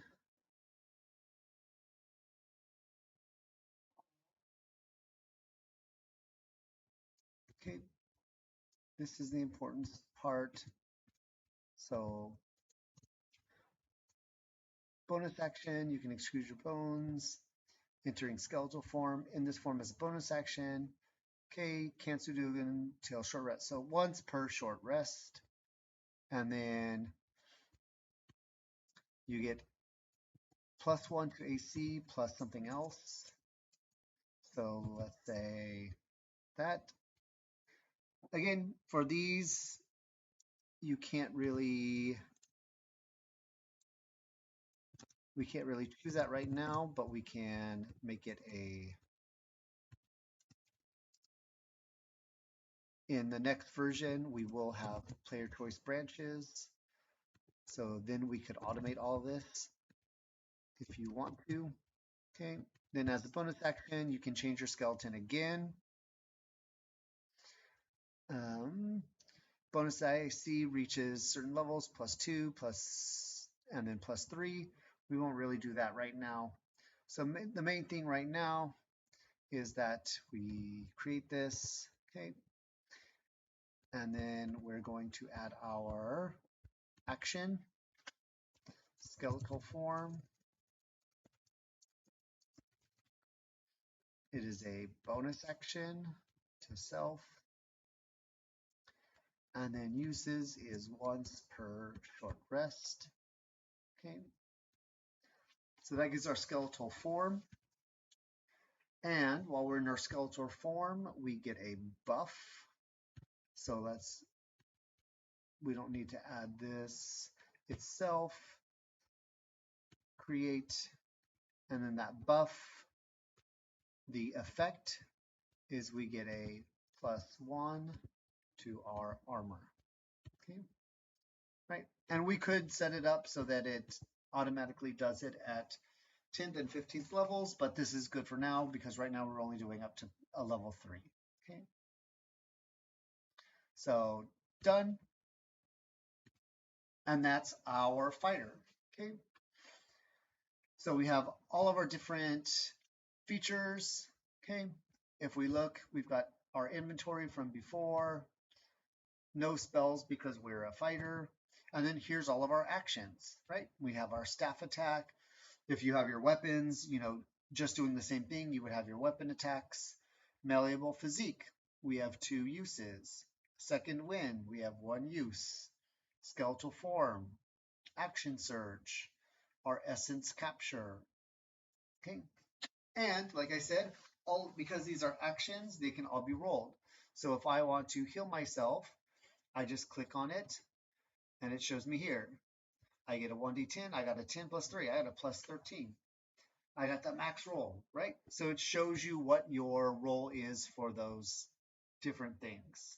Okay. If I want to use my skeletal form, right now, my AC is 16. So if I come to actions, if I put on my skeletal form, right? If I come here, let's close it, and then my AC is now 17. I have the buff here, so if I need to, I should put in skeletal form for the buff, just so I know what that is. We can do that real quick, right? We can go skeletal form, edit. We go down to the buff, and let's call the buff skeletal form. Okay. It won't show it yet because we just change it. But if the form ends, right, we want to end the form, we hit the trash can, and then our AC goes down back to 16. Okay, and then our superiority die, right, if we use our parry action, right, it rolls a 1d6, we got a 4, +1, spent 1 die, right, it turns gray, so we can't use it again. It's like, nope, you've used your turns, you can't have any more uses. So we come back and we can see we used our 1 superiority die. Okay. All right. So that's it for a basic character, building a basic character in Minimus Arcanum. So now let's take a look at multiclassing in Gestalt. So we'll come back to our build.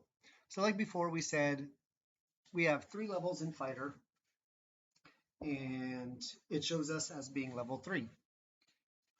Now, if we want to multiclass, it said we go to our Fighter, click Edit, then we click on the 3 dots and click Duplicate.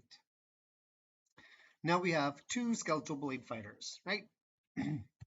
So we get rid of 1, edit, and we are going to make this instead an evocation wizard, and we'll change the color to an evocation yellow.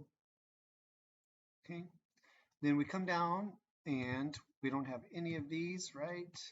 Delete, delete, delete, delete,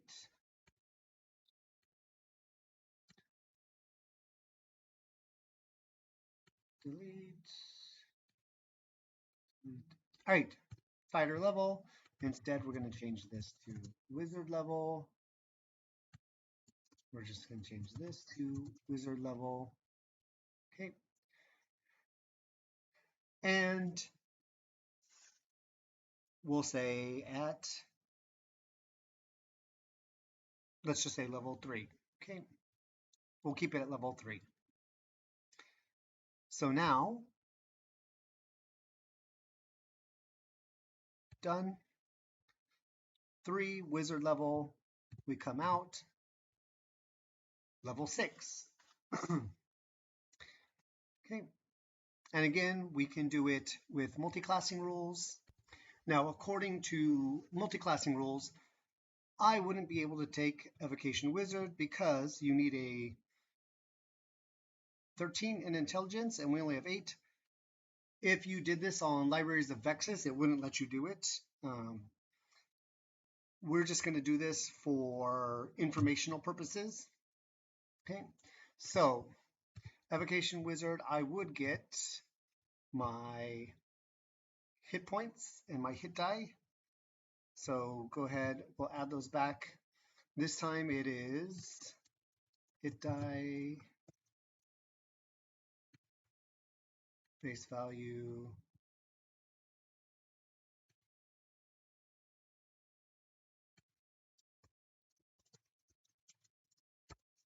so now if we did this,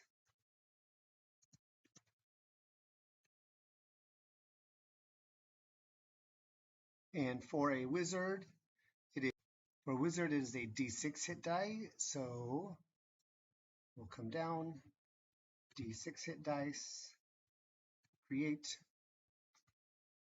and then effect, hit points. Right, if we did it like last time and we said value, base value, value is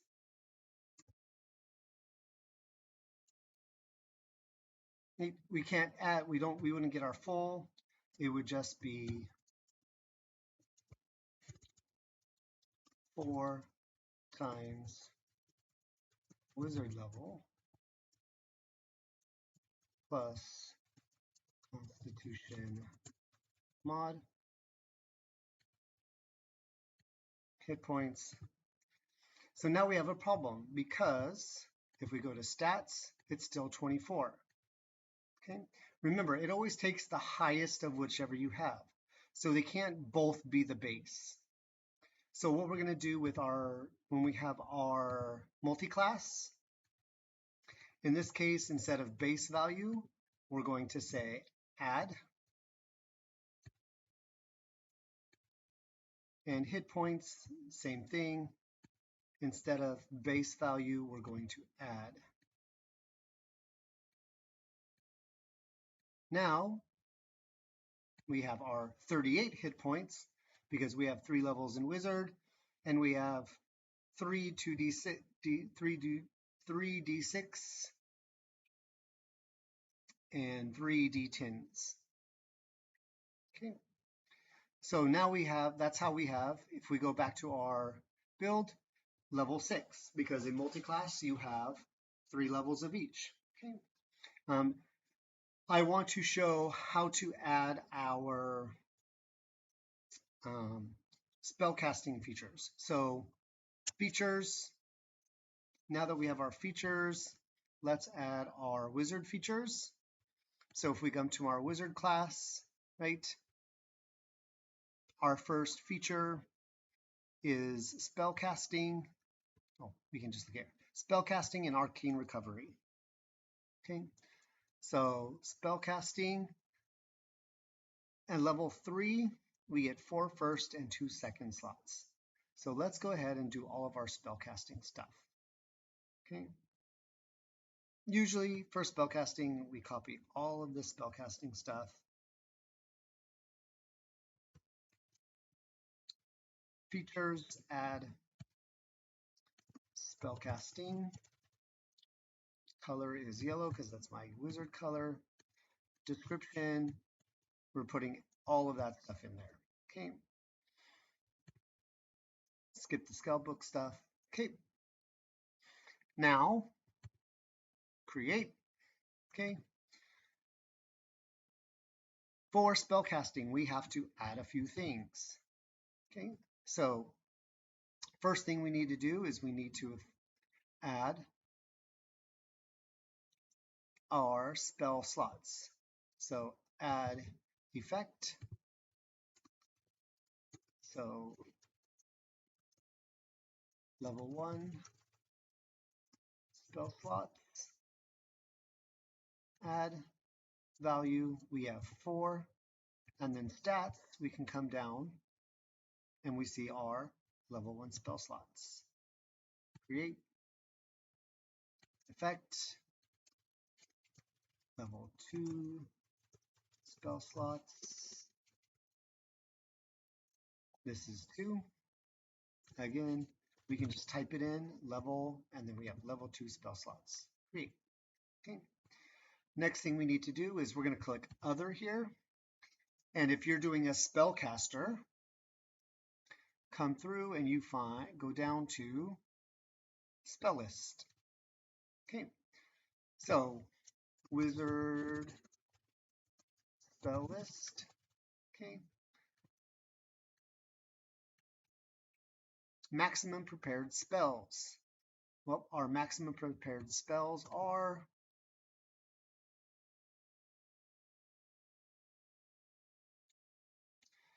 wizard spells from your spell book equal the intelligence modifier plus your wizard level, minimum of 1.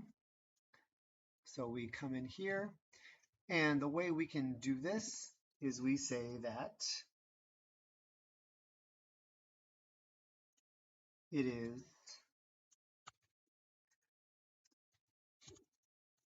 intelligence mod plus wizard level. Oops, max. I forgot the max. Max. Intelligence mod, wizard level 1.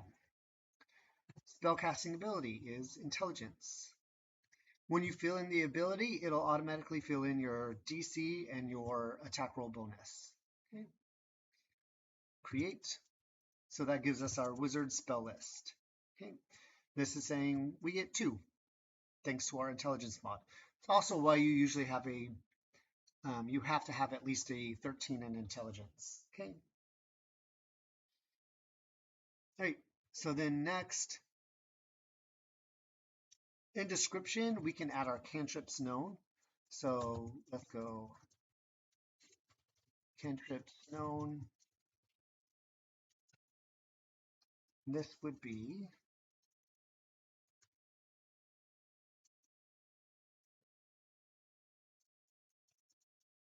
three, then 1, 2, 3, 4, 5, 6.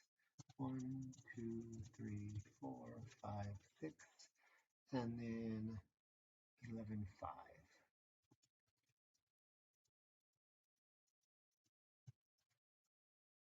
Okay.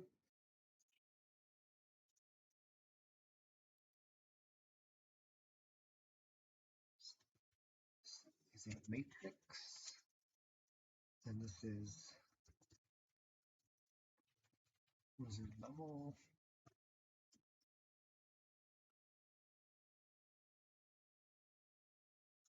Okay. And then let's add our, so if we come here, spells, we can see we have 4 slots, 2 level 2 slots, 0 out of 2 spells prepared. Okay. Cantrips known, 3. Okay. And I have that there. There we go. 3.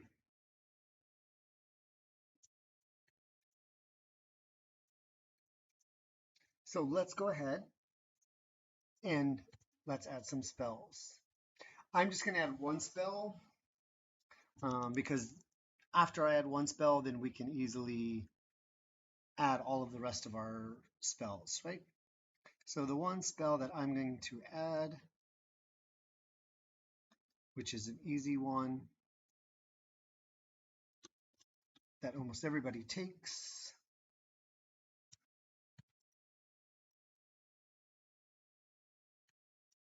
So add a spell,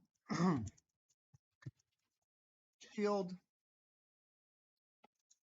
All right.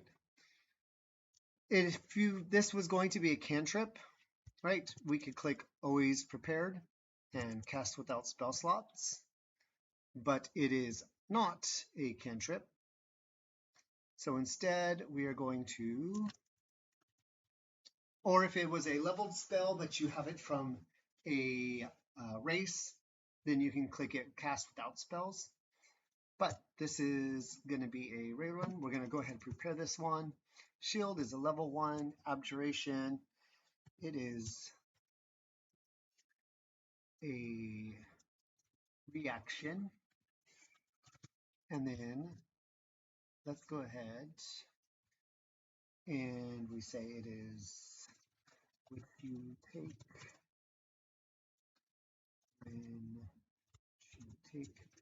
when you are hit by an attack or targeted by a magic missile spell. Okay. Range is self. It is a V and S spell, no material. It is self, so no attack roll. Right, if we had attack roll, we would do all the attack roll stuff. But actually we'll do one attack so you can see an attack roll one. Okay. Right. And then we create. So shield. Let's make shield. I believe abjuration is actually like a light blue. Okay. And if you're just wanting to add it, that's fine. Again, if we want to automate it, so shield gives you a buff. Shield. Okay. So target self, buff, create the buff, and then the effect is it gives us a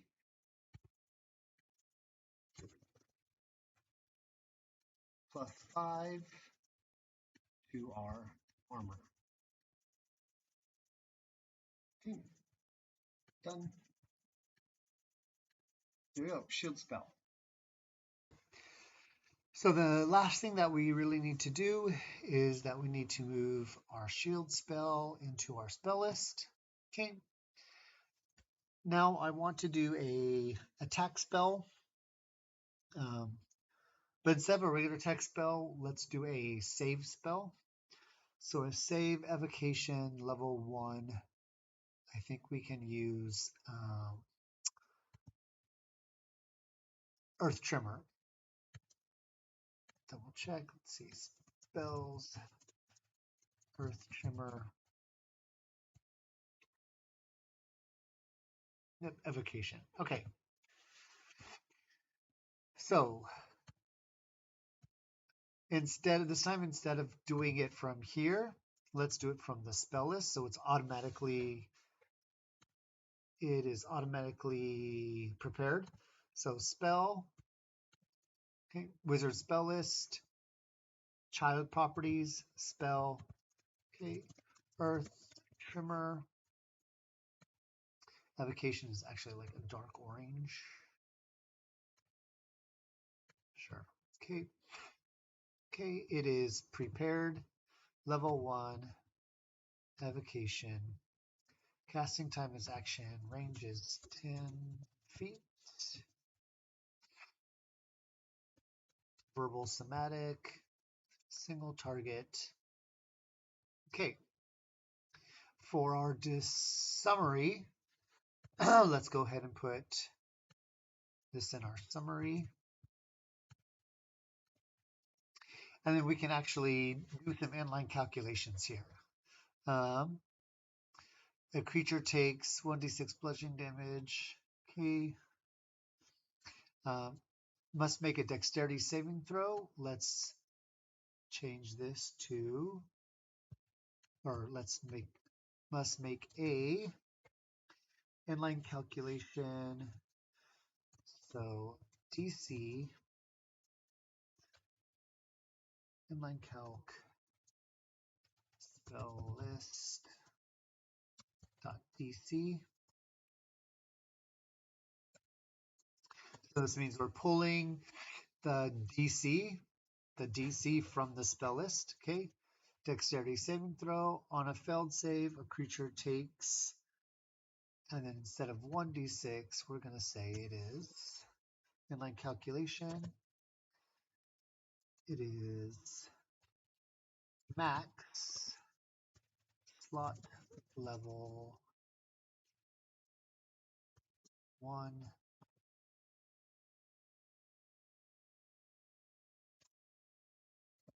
d6 bludgeoning damage, because it does increase. So we'll put that, because we're going to put that here. At higher levels, that'll be the description. At higher levels,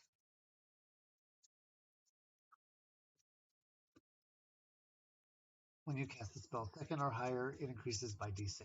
Okay, so that's what that will give us. So max level, so level 1, and then our slot level. Okay,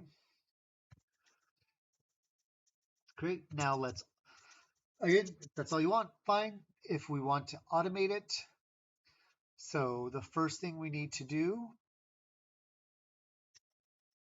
is first we need to tell what the damage is going to be.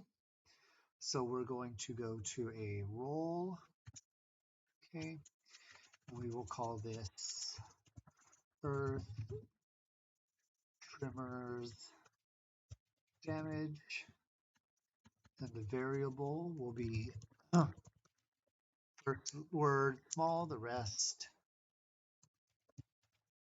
capital, and it is slot level d6. Okay, all right, that's our roll. Create, and then after we have our roll, we need to do our saving throw. So the saving throw is Earth Tremor. The DC is our spell list DC. Our save, it's a dexterity save. The targets. Okay. So we create the roll, the saving throw, and then after the saving throw, we have to add the damage. And the damage is our Earth Tremors damage. And it is bludgeoning. And then we create that. Okay.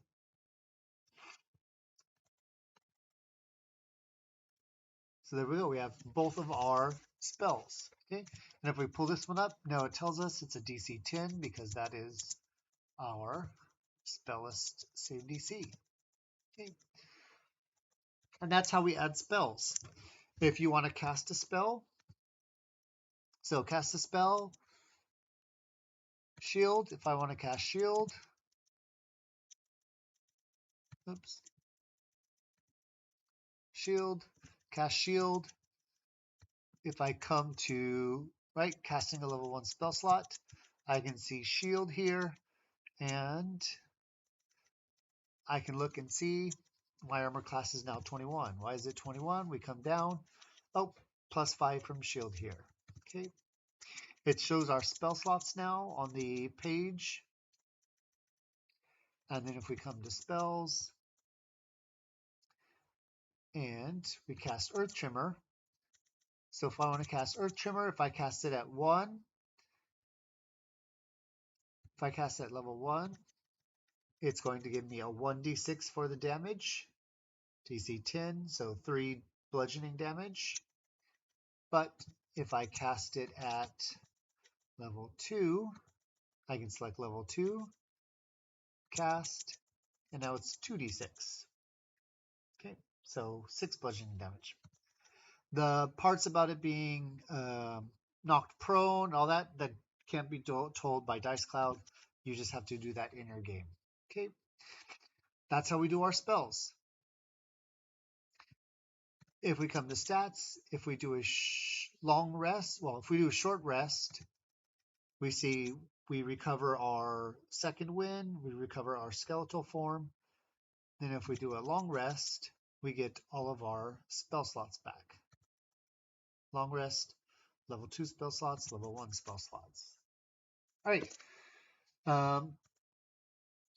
I could keep doing the features for Wizard, but I think that's fine. We understand that. One thing about the features. So say you don't like this. You want the spellcasting to be up front, and then you want your fighting styles and your subclass, and then you want your race and background last. So colors don't change how this changes. The way we do this is we go to our tree. Okay, tree. And then here we can see we have our essence capture, our rugged. Okay, here we have our features, right?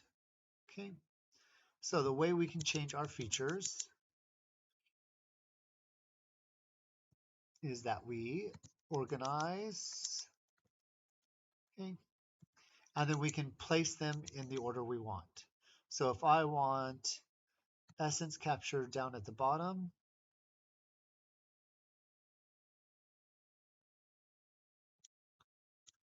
then I need to move it down to the bottom, right? Rugged,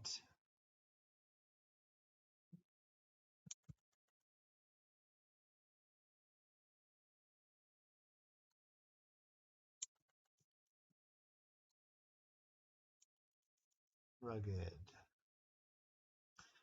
fiery countenance.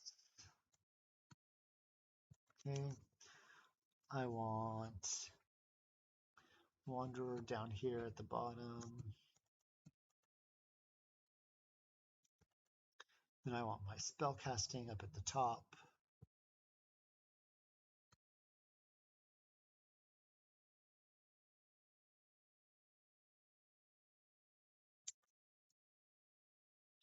So I've got my spell casting, my fighting styles. Okay.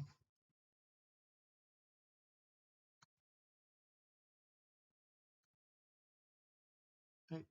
This is because it's still, I have it active. But if I go to my features now, spell casting is first, my fighter, subclass, race, background. So that's how you change the order in your features tab. Okay, it's not by color anymore. You have to change it in the tree tab. All right. Last thing to talk about before I finish this video is if you are doing Gestalt. Because if you are doing Gestalt, then you do not want this to be level 6. You want this to be level 3. Okay, so we're not going to be using the negative levels. That doesn't really work anymore.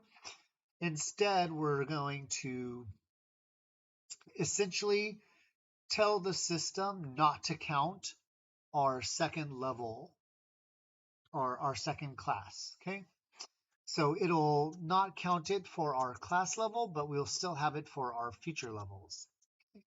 So the way we do this is, again, we're going to come here to Evocation Wizard, Edit, Duplicate. Okay, so again, now we have two Evocation Wizards. We're going to take the bottom one, edit it, and we're going to call this Gestalt. Let's call it Gestalt Levels.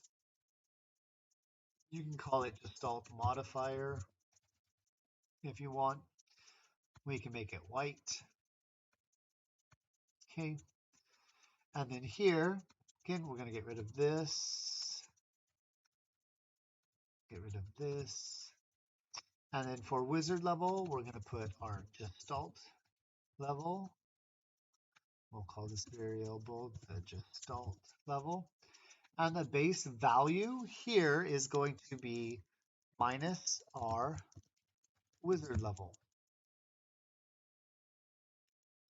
Okay, close, done.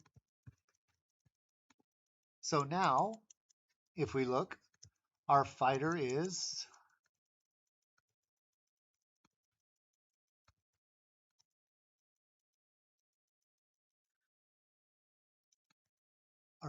is level 3. Our wizard